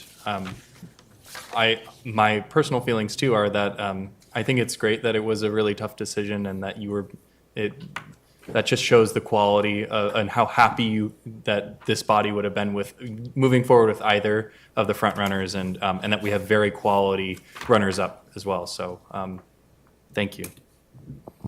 Never ending. Okay, with that, we can move on to item number 5, the Public Works Street Mural Program. Oh, actually, I'm sorry, I would like to open public comment to the discussion, if there is any public comment. Okay, I will close public comment, seeing that there's no hands raised. And with that, we will close meeting item number 4 and go to item number 5, the Public Works Street Mural Program. David? Yeah, thank you, Melissa. And so this item today, we're continuing the discussion about the Public Works and Utilities Street Mural Program, is what I'm calling it, to find the best approach for the upcoming series of projects that are anticipated through approved traffic calming and street safety projects around town. I made a very small slideshow as well, just so we can all take a look. Let me see here. All right. All right. So the recommendation for this item is that the Public Art Committee discuss and provide feedback on the Public Works street murals presentation and project concept to inform staff on next steps. And to catch everybody up to speed, this was, I alluded to at the last meeting that we had Bjorn Grippenberg from Public Works and Utilities here in the city present about upcoming traffic calming projects around town that have been approved. And these really present themselves as opportunities to collaborate with the Public Art Program to enhance traffic calming and safe street projects using public art. And at that April meeting, Bjorn came to us to gauge the interest from this body, from the Public Art Program, to create high impact, utilize local and diverse talent, and engage with the community at a neighborhood and hyper-local level. I think it was Anne who used that term, so I'm using that as well because it's really hits it on the nose. And the summary of that presentation was, this is verbatim what Bjorn was asking this body, is these questions. What role does the Public Art Program and PPAC would they like to play in this? What's the best way to engage and involve community members in the design and installation process? Who can and should install art? And he's talking about contractors, artists, community members, and then the funding. So I'll dissect kind of what was said about each one of these and how the committee responded. So first, that role. And I think to recap that, the public art staff would coordinate call for artists and marketing, community survey if there is one, and PPAC would review the submitted designs and serve as maybe the selection panel, but also I wrote a note on there about opportunity to involve neighborhoods and how do we do that. Public art staff would coordinate artist logistics, including installation, equipment, safety, schedules, volunteer signups if that's the route taken. And so that leaves a few remaining elements, including permits, which I briefly talked with Bjorn and Ken Eichstad about. That would be encroachment permits is probably the route we would take. Traffic control, which would be like barriers, safety equipment, site supervision, and then materials like paint and rollers and brushes, and other things like that. And I don't want to put any words in anybody's mouth. I don't want to be prescriptive or make commitments for anybody, but hopefully those remaining elements that, the Public Art Committee said that the top three that's a pretty big commitment already from this body, that the bottom three could be picked up by Public Works, the project budget, and wrapped into that. So more about that in a minute. What's the best way to engage and involve community members in the design and installation process? So again, there'll be like a marketing through city channels, Argus Courier, other local media outlets to solicit the call for artists to submit designs and be qualified for this, and then potential marketing campaign to involve volunteers and to paint. So that could be through a youth organization, that could be through Phoenix Theater, it could be through a lot of different local players. Consider community selection panel. So there'll be more. I have more about this in a minute. This could be a subcommittee of PPAC working with volunteers that want to be part of a panel, or it could be specific to neighborhoods. So there could be neighborhood representatives. If we know a bulb out's going to be painted in the 5th Street area, we could ask for volunteers to sign up that live in a 1,000-foot buffer or something to really make this and their ownership over this project and have that local stewardship of people being proud of their street corner and all that. So who can install and should install the art? So there will obviously be a layer of public art staff and public works and utilities staff to organize this, but there's kind of two big mechanisms that I see that we talked about at our last meeting, which is that there could be a community-based approach, which this is sort of like the BLM mural, and I'll talk about that in a minute. But this would be artists who submit their designs, and they can be invited to paint, and hopefully we can pay them through their design process, because that's something that should be a standard for our opportunities. There could be volunteers that could be like neighbors that are interested, friends and family that want to be a part of that. And there could be just volunteers through an organization, and that could look like making a donation to an organization to have youth come out and volunteer for a day to paint these designs or something. And then on the flip side, there's this that doesn't look too different, but there's a contracted artist approach. And there's pros and cons to both of these. And I hope that, I don't know if I made a pros and cons table for this, but I think it's pretty self-evident. But we can pay an artist to do this as a solo or a team to either we receive the designs from the community and the artist paints them to the selected design, or there could be, I think the second bullet captures this, that the paid artist could provide a teen or youth education experience and work with another organization. So you can see that in these two big channels, there's a lot of variation and nuance to this, and I think there's a lot of wins here. And one of the wins to paying an artist is that that's something that this body and program champions, is paying artists a wage to be a working professional in this community, and give us quality public art that everybody's proud of. But also the community-based approach has a lot of benefits as well. So, and both have been done with this body before in the past. And then funding.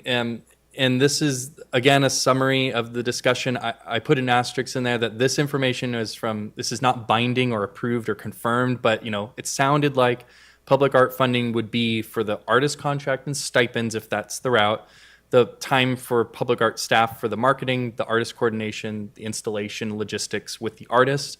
And then ideally, the public works funding would be for permits, traffic control, materials. And that would be for paint, because we had the conversation about certain thermoplastic paint versus latex paint, and kind of the scenarios where one is better than the other, one's more cost effective than the other. And I imagine that Public Works could supply that. I mean, they probably have vendors that they use very regularly and could provide a palette of really usable colors that artists would be happy to work with. So I think there's a conversation in that. Again, I don't want to make commitments for Public Works, but I just wanted to digest everything that was said at the last meeting. And so here's kind of our study, and I know that not everybody here was part of the BLM mural back in 2020. I wasn't, so I'll be the first to raise my hand. But the summary of that project process, and I I have the staff report. I'm happy to share that if anybody wants to dive in. But these were kind of the highlights that I wanted to call out. So that process was an appointment of 2 to 3 individuals to be part of a selection committee that was separate from the PPAC to confirm designs. There was the selection committee chose 16 artists with 5 alternates for the project, and I called this out in one of the past slides. But I also would encourage if we do choose alternates for our project, that we pay alternates. If they are doing designs, we pay people for the designs, whether or not the design gets painted. The timeline, this shows how quickly that timeline was. The art call for artists was open for about a week, I think, and then the announcement of awards was quickly thereafter. The deadline to submit the designs was only a few days after that, and then the painting of the mural was just a few days after. So again, I think we have the timeline kind of is on our side. So I'm just calling out how this all worked as a study. The artist stipend was $800 each for 16 artists. So that was $12,800. The artists were also required to purchase their own paint for each of the letters that they were signed up for. So I wanted to make sure that was clear. The traffic control expense for that was about $2,000. We also asked that artists that did paint had to submit a W-9 and sign an agreement, so that was pretty standard. And then the remainder so they were paid $300 initially, and then the remainder of that $800 was paid after completion. And then I'm pretty sure that the paint was discounted. I mean, okay, yeah, it was free, so that's great. And then the slide room which we pay for year to year now was used for the application review, so that would also probably be used for our opportunity. And then so bringing back the recommendation, the goal of this item is just for us to continue the conversation where we left it off, and provide some feedback to me about how this body would like to move forward, and inform the next steps. And my staff comments are on here on the bottom too. So I recommend that we consider the pros and cons to the community-led approach versus the artist-contractor approach.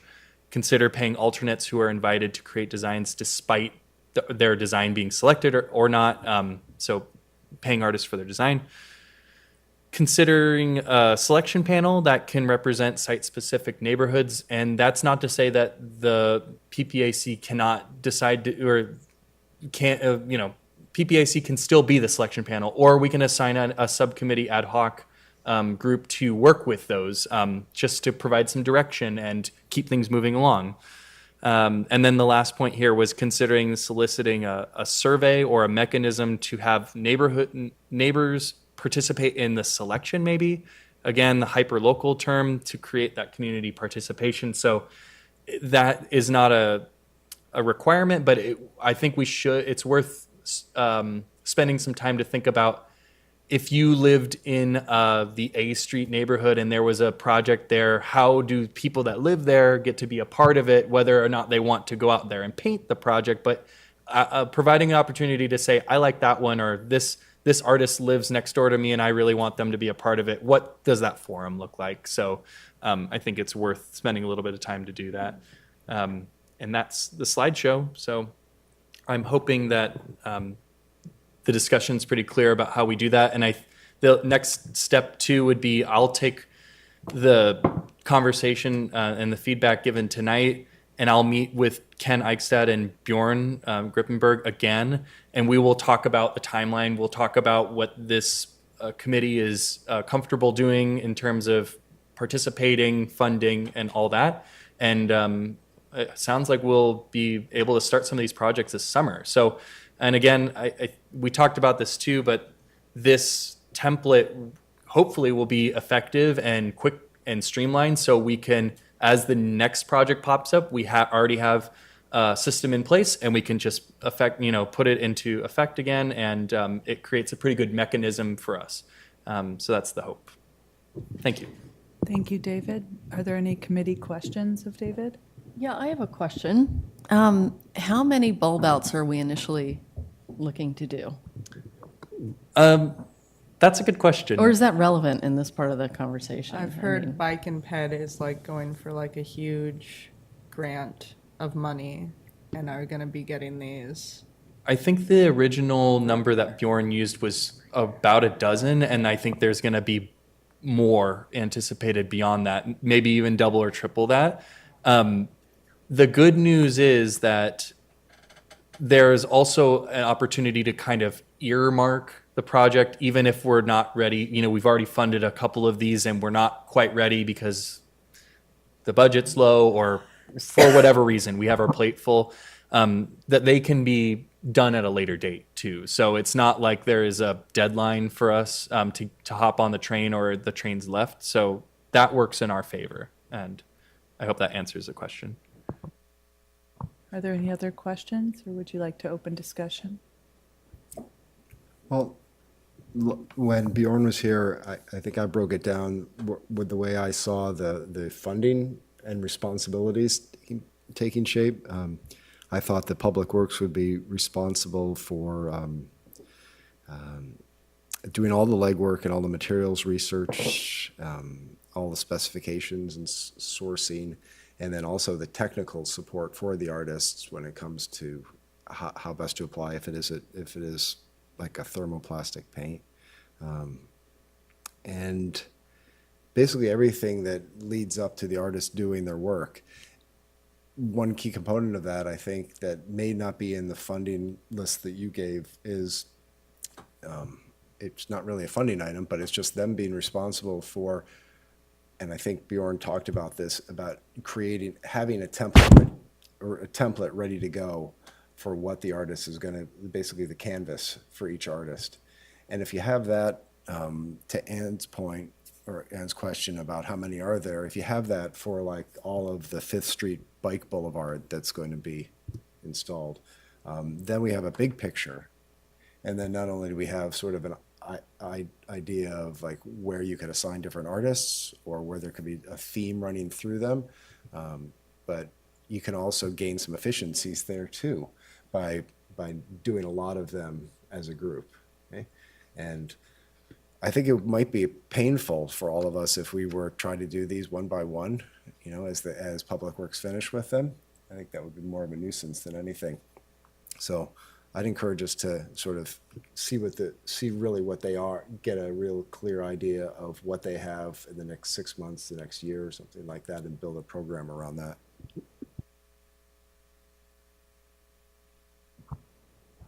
Okay, then I'll open discussion if you'd like to. No, go ahead.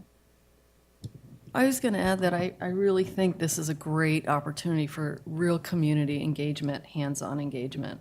A lot of our projects are in public spaces that are meeting places or parks or places where people converge. And the bulb outs are occurring in neighborhoods, right?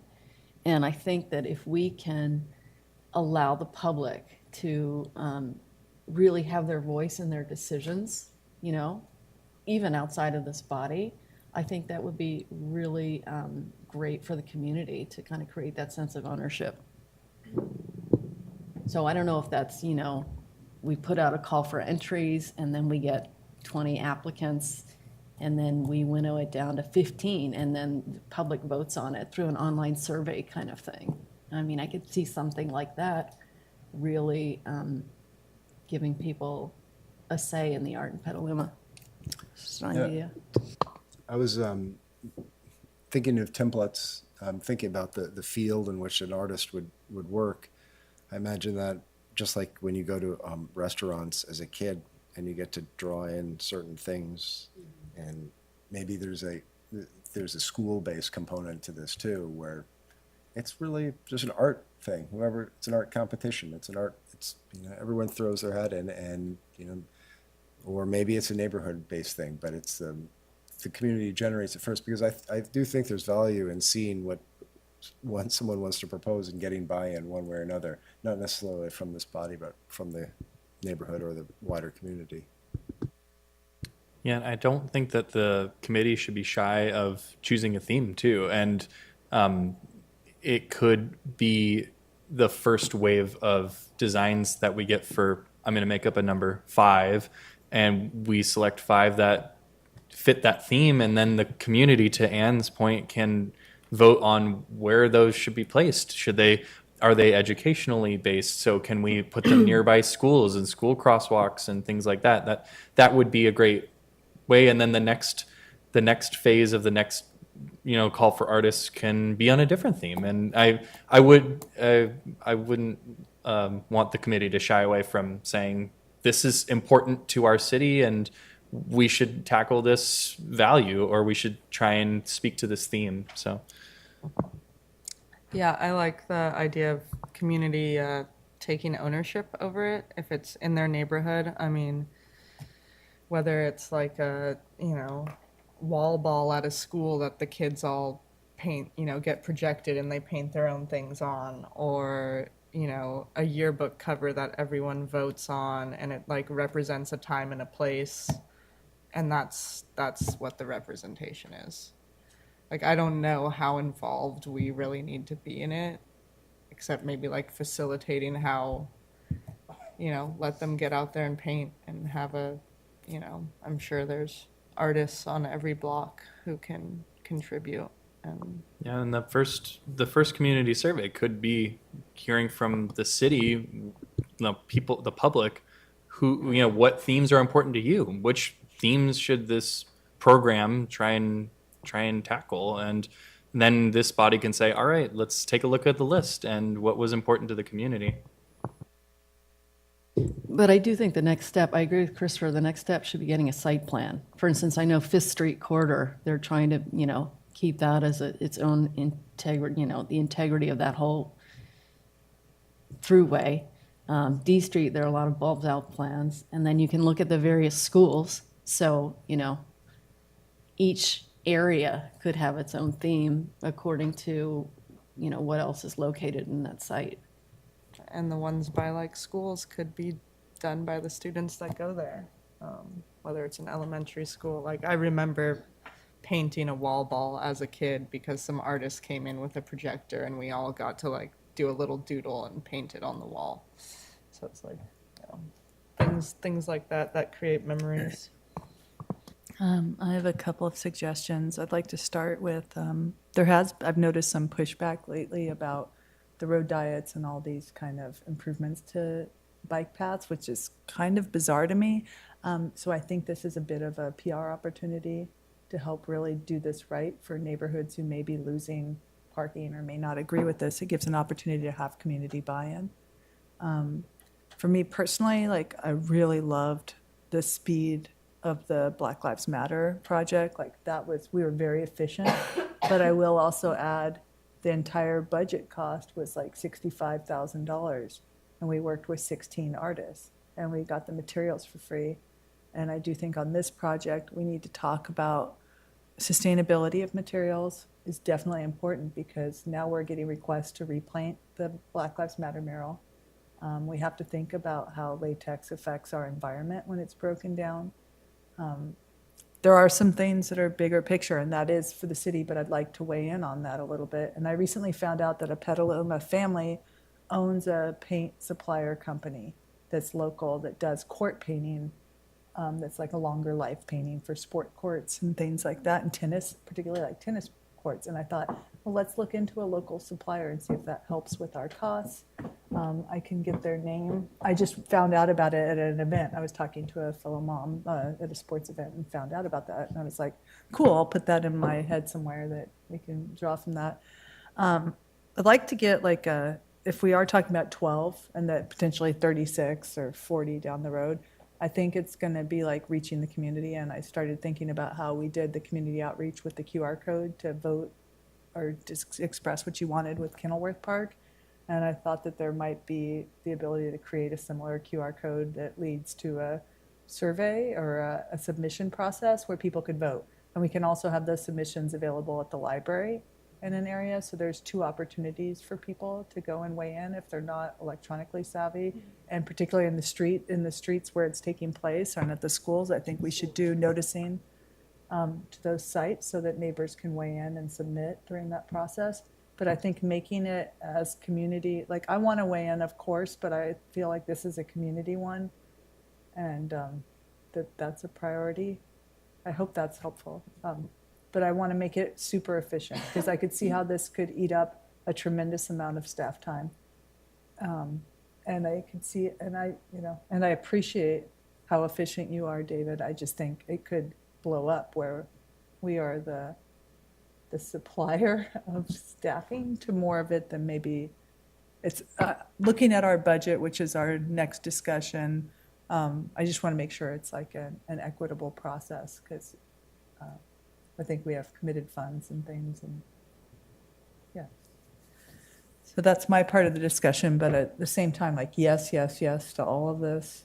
And just, we're going to have to be really cognizant of efficiencies if it's Yeah. scalable to that. If we're talking like 50 of them down the road, yes, I want that, but I want it to be an efficient process. Yeah, I think we're just gonna have to create a template and like, these are the steps. If it's a crosswalk, we're using the paint they use to stripe the streets. If it's a bulb out that isn't getting traffic ran over it, you can use a cheaper alternative that's not gonna break down. Like the murals you see in the streets that are actively being passed over day and day, because those aren't going to be hitting traffic. So have the different requirements for what it is, what it's doing. This is the steps, and just streamline it so we're not having the same conversation every time a new bulb out is bulbing on the street, because they're everywhere. They are. Christopher?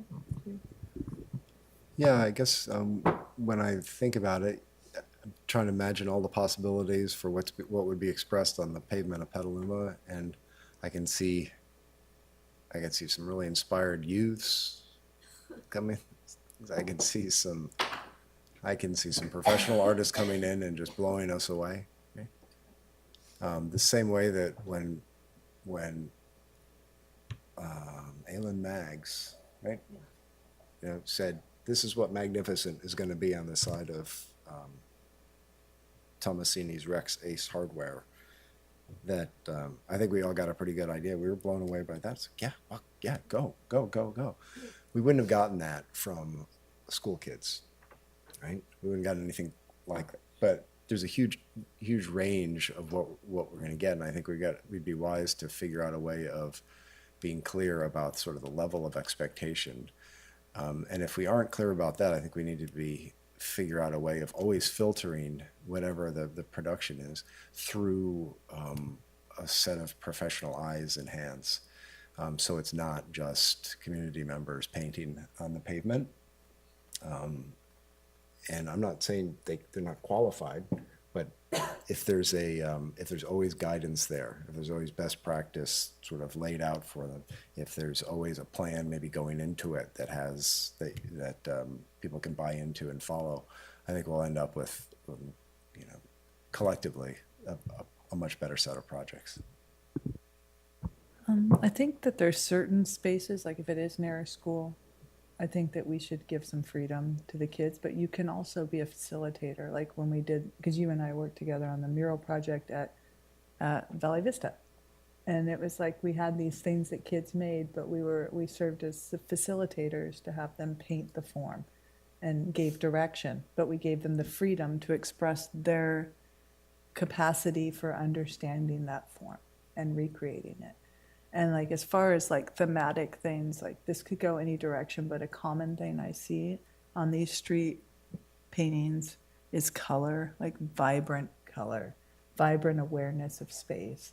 And I would hate to like really dictate what people do, because I could see like Ricky Watts making our whole town the most beautiful. I mean, I see so many people stepping in here.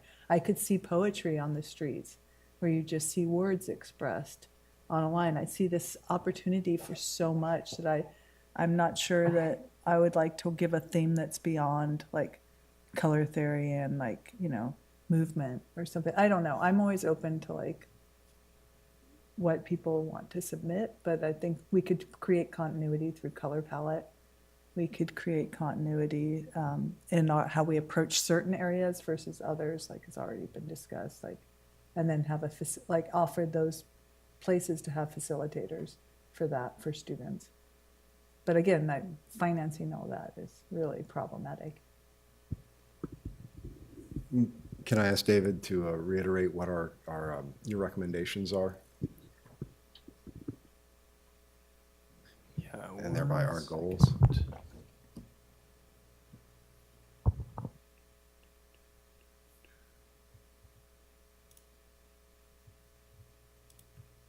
Sorry, I had it closed out. Let's see.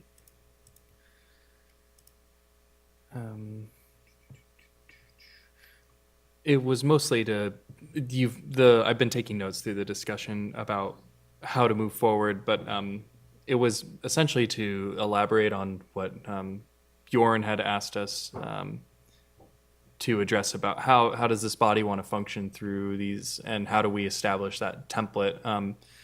But I think the bigger points were about, or the finer tip points actually were about the community-led approach versus artist contract, which that I think you guys actually did discuss that pretty well. And it doesn't have to be a 100% this and 0% that. It could be per theme. And like you just mentioned, if some of these are close to schools, that would definitely be a community approach, it sounds like, to have a little bit more hands-off. But some of these you might want them done at a higher quality that are on thoroughfares, or they're larger, like on McDowell or something, that you might want a professional touch to. I also don't want to scrutinize anything that or chop up anything that you guys have already said, but let me see. Recommendation was consider the pros and cons of community-led artist contract, paying alternates who are invited to create designs despite the selection. Consider selection panel outside of PPAC that can represent the site-specific neighborhoods, and then consider soliciting a survey and mechanism to include neighbors and have that hyper-local approach to the community participation. And I think that this discussion has touched on all four of those points pretty well, but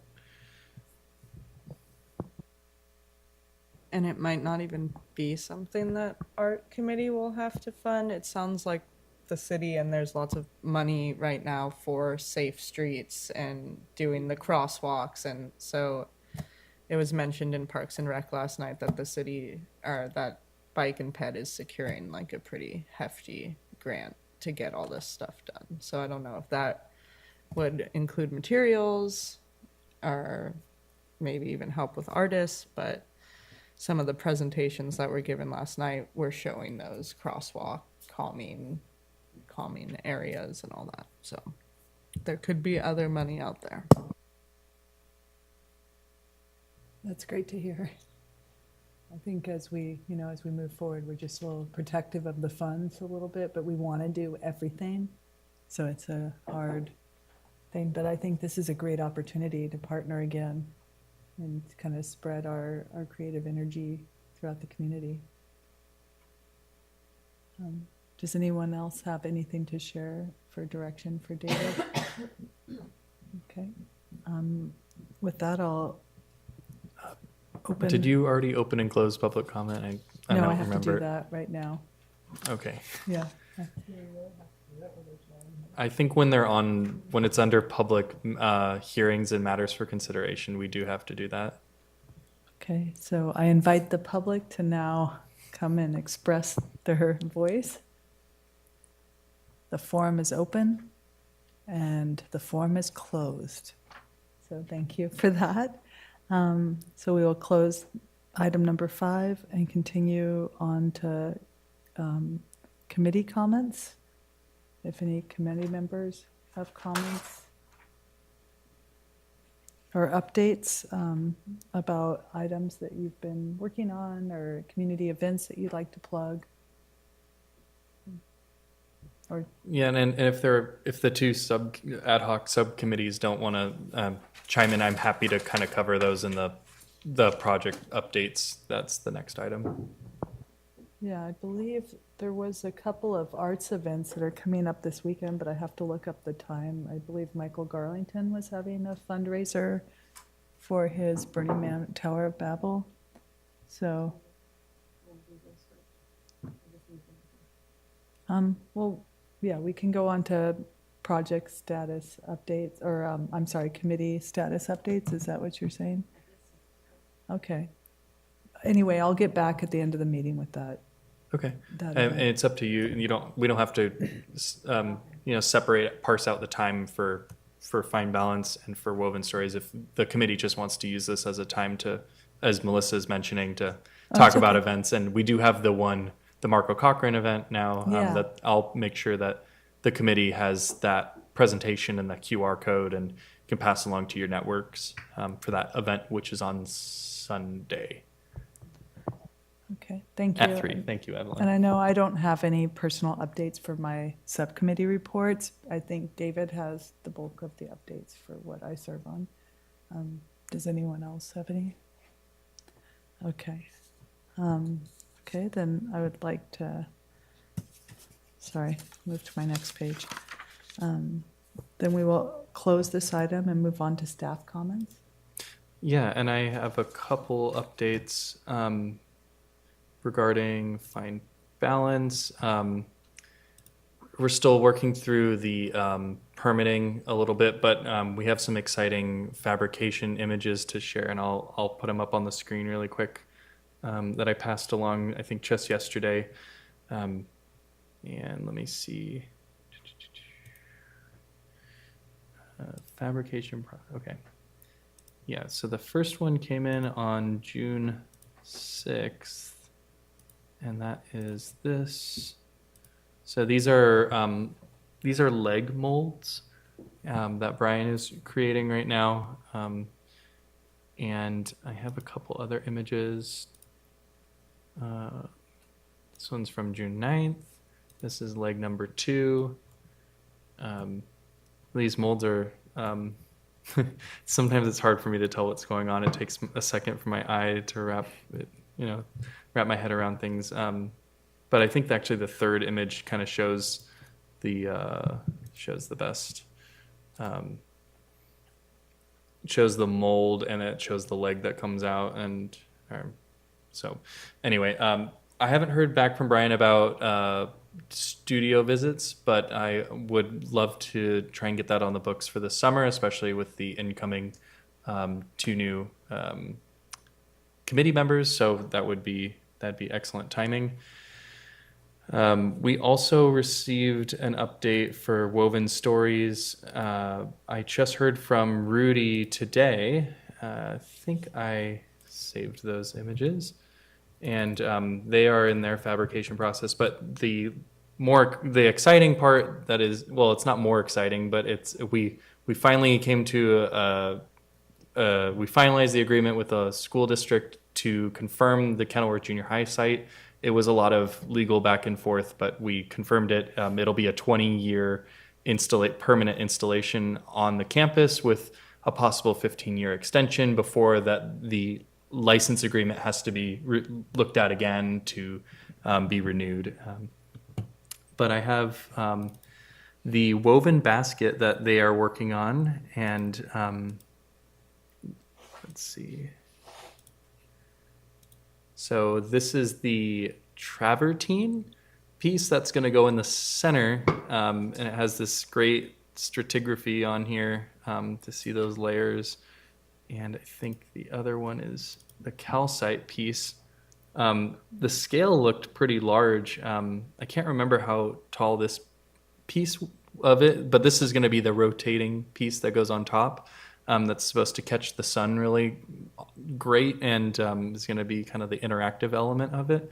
But it looks rather large, at least a couple feet from top to bottom. So I wanted to share those images. I love And the color. Like it's really more rich than I expected from the renderings. This is really impressive to see them. And then we also have I shared this with Cheryl and Christopher, but we have a permitting meeting coming up with an installation meeting with Rudy and Roberto, and we'll be sure to be checking the last couple boxes of what's required of the school, so we're not the installation doesn't interrupt school activities and things like that, but also just learn about the finer details of the site to make sure we're not destroying sprinklers, and we have a point of egress and ingress, so machinery doesn't damage anything on the property. So we'll be making that installation plan here. We're meeting in the next, I think, not next week, but the week after that. So it's becoming more and more real, which is exciting. And then on the project matrix, I don't think there's anything, or I actually have some notes. The Mary Fuller McChesney item's going to council by the end of August to confirm the action to, by the end of July, so next month, before August. We're looking at the 27th, I think, is the council date. It's that last Monday of the month, I think. No, the 24th. There we go. And it'll be a consent item. So the council will be looking at the full item, staff report, and all that, and the selections, but it won't be a full presentation unless it's pulled off the consent calendar. So hopefully that'll be pretty swift. And there'll be more information at our next meeting about the installations and talking a little bit more about hiring and contracting for services to install. I'll have more information at our next meeting about the RMPC. Sorry, I've kind of started the potential items for future agendas. Is that okay? Yeah. Okay. The information about the RMPC PPAC joint session, I'll have more information about the date we're looking at for that. It won't interfere with the July meeting, but if they're looking forward at the August meeting, it may we may substitute having a PPAC meeting for an RMPC joint meeting, unless we have a full agenda that we might need to squeeze in, both meetings in the month. So more information about that. At our next meeting, we're also hoping to hear from Gary Lamb, who I've been in touch with. He's works with Amy's Kitchen, and he's proposing the public art that will be on site there. And so he shared with me some high-level plans for what that would look like. I think their building valuation is going to come in right about at $45,000 or so. So they can do quite a bit on site. They're talking about using those windows that are on the sidewalk there. So we're excited to have him here and to talk to us about what that looks like, and we can provide feedback about that process. And then last but not least, we'll have new committee members. So on last Monday, we received 2 new appointments, Jenny Bellway and Kevin Meringue are going to be joining the body. And this is also, it may or may not be Hannah's last meeting. RMPC does make a recommendation, or it sounds like, to appoint every July, but we would love to have Hannah here. And in case she isn't here at our next meeting, thank you so much for being part of this body and all your service you've given us, and it's been a pleasure. Thanks for having me. Appreciate it. And then last but not least is that we'll have elections for new chair, vice chair at our next meeting. And then there will also be a new member training. So I've asked Melissa, I haven't shared with Christopher, but I'd love to have the two of them work. Last summer, we introduced I'm going to call it a handbook for new committee members to get their bearings about how to navigate this body, what your role is, what's the scope and purview of this body. And I think it's a great document that we keep working on and improving year to year, just so everyone can kind of jump in and feel confident about their voice on this body. So I'm asking Melissa and Christopher to look at that again, provide some notes so we can include it in the July meeting, so I can give that to the new members. And yeah, I think that's all I have. Unless there's any questions about the matrix, the project matrix, I'm happy to take a look at that and answer any questions. I have a couple of questions. I wanted to know, for Woven Stories, what do you consider to be the ETA for installation based on your conversations with the artists? Definitely by the end of the year, but I think we're leaning towards fall would be the installation date, pending a few things. Again, it kind of depends on school's interest and ability to have the installation happening while school is in session, and then a few other features, because Roberto and Rudy will be coming up from Southern California, so hopefully that won't be too much. They'll be able to rent the proper equipment and all that in time. So I'll learn more in our meeting in 2 weeks. Okay, and then do you think it's, would be helpful to have any committee members present at the consent item hearing with council on the 27th for Mary Fuller McChesney? It might not be pulled off the consent calendar, so you wouldn't have a chance to really speak about it because there wouldn't be a public comment phase. You're more than welcome to. So I don't really know how to answer that Okay. because I feel like the point of this body is they're relying on your expertise and that you've done the hard, rigorous work to look at this and scrutinize and critique the process. And council is relying on that work to be done and that you all are qualified to make those decisions. So I'm hoping it's a quick and easy, item and that they're happy that we're collecting more artwork. Are there any additional questions of David? Okay, are there any potential items for future discussions that anybody would like to bring up that they'd like to have on our agenda? Or any items that you'd like to provide comment to or discuss about our community? I took some pictures of a town in Indiana that I went through recently, and I wanted to share those with the committee. Yeah, so it's along the lines of what we saw from Niagara Falls. Oh, okay. Yeah. Did you have images to share tonight? Or? No, future agenda. Oh, yeah, absolutely. Would you like to be a presentation item at July's meeting or? Yeah, well, just a quick slideshow, just to share it, because I think that was the spirit of us going out and like sharing what we've experienced, and I thought this was worthwhile. So, but I wanted to do some more research, make some contacts with the people who did it. Yeah. So next meeting would be great. Perfect. I'll 10 have minutes. you on there. Thank you, Christopher. I wanted to reiterate that Michael Garlington and Natalia Bertati are having an event. You can go to his website, michaelgarlington.com, and it's this Sunday, June 25th, from noon to 4. You have to RSVP through the website. So anyway, he's an artist that's presented to us in the past. He's very prolific in our area, and he has been using a lot of local talent to assist him in building this chapel. I've been following on Instagram. I encourage people to take a look at it because he's a constantly producing artist in our area, and we have great access to his work. Like, he's very open to studio tours, and I think it's a beautiful asset in our community that should not be limited. We should all see it, and if we can, invest in it before it goes on. I assume it's on Adobe Road at the Bertati Landscaping, I believe is the site, but it's all available on his website. If you go to his website, and then he has like an opportunity to RSVP on there, and then you get the address after you've RSVP'd. But and so there's 2 events. I think Marcos will have that available. And also soon, we're going to be having the Rivertown Revival next month, so that should also be on people's radars, an opportunity to see art,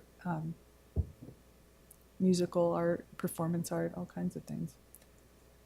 Does anyone else have any comments? Okay.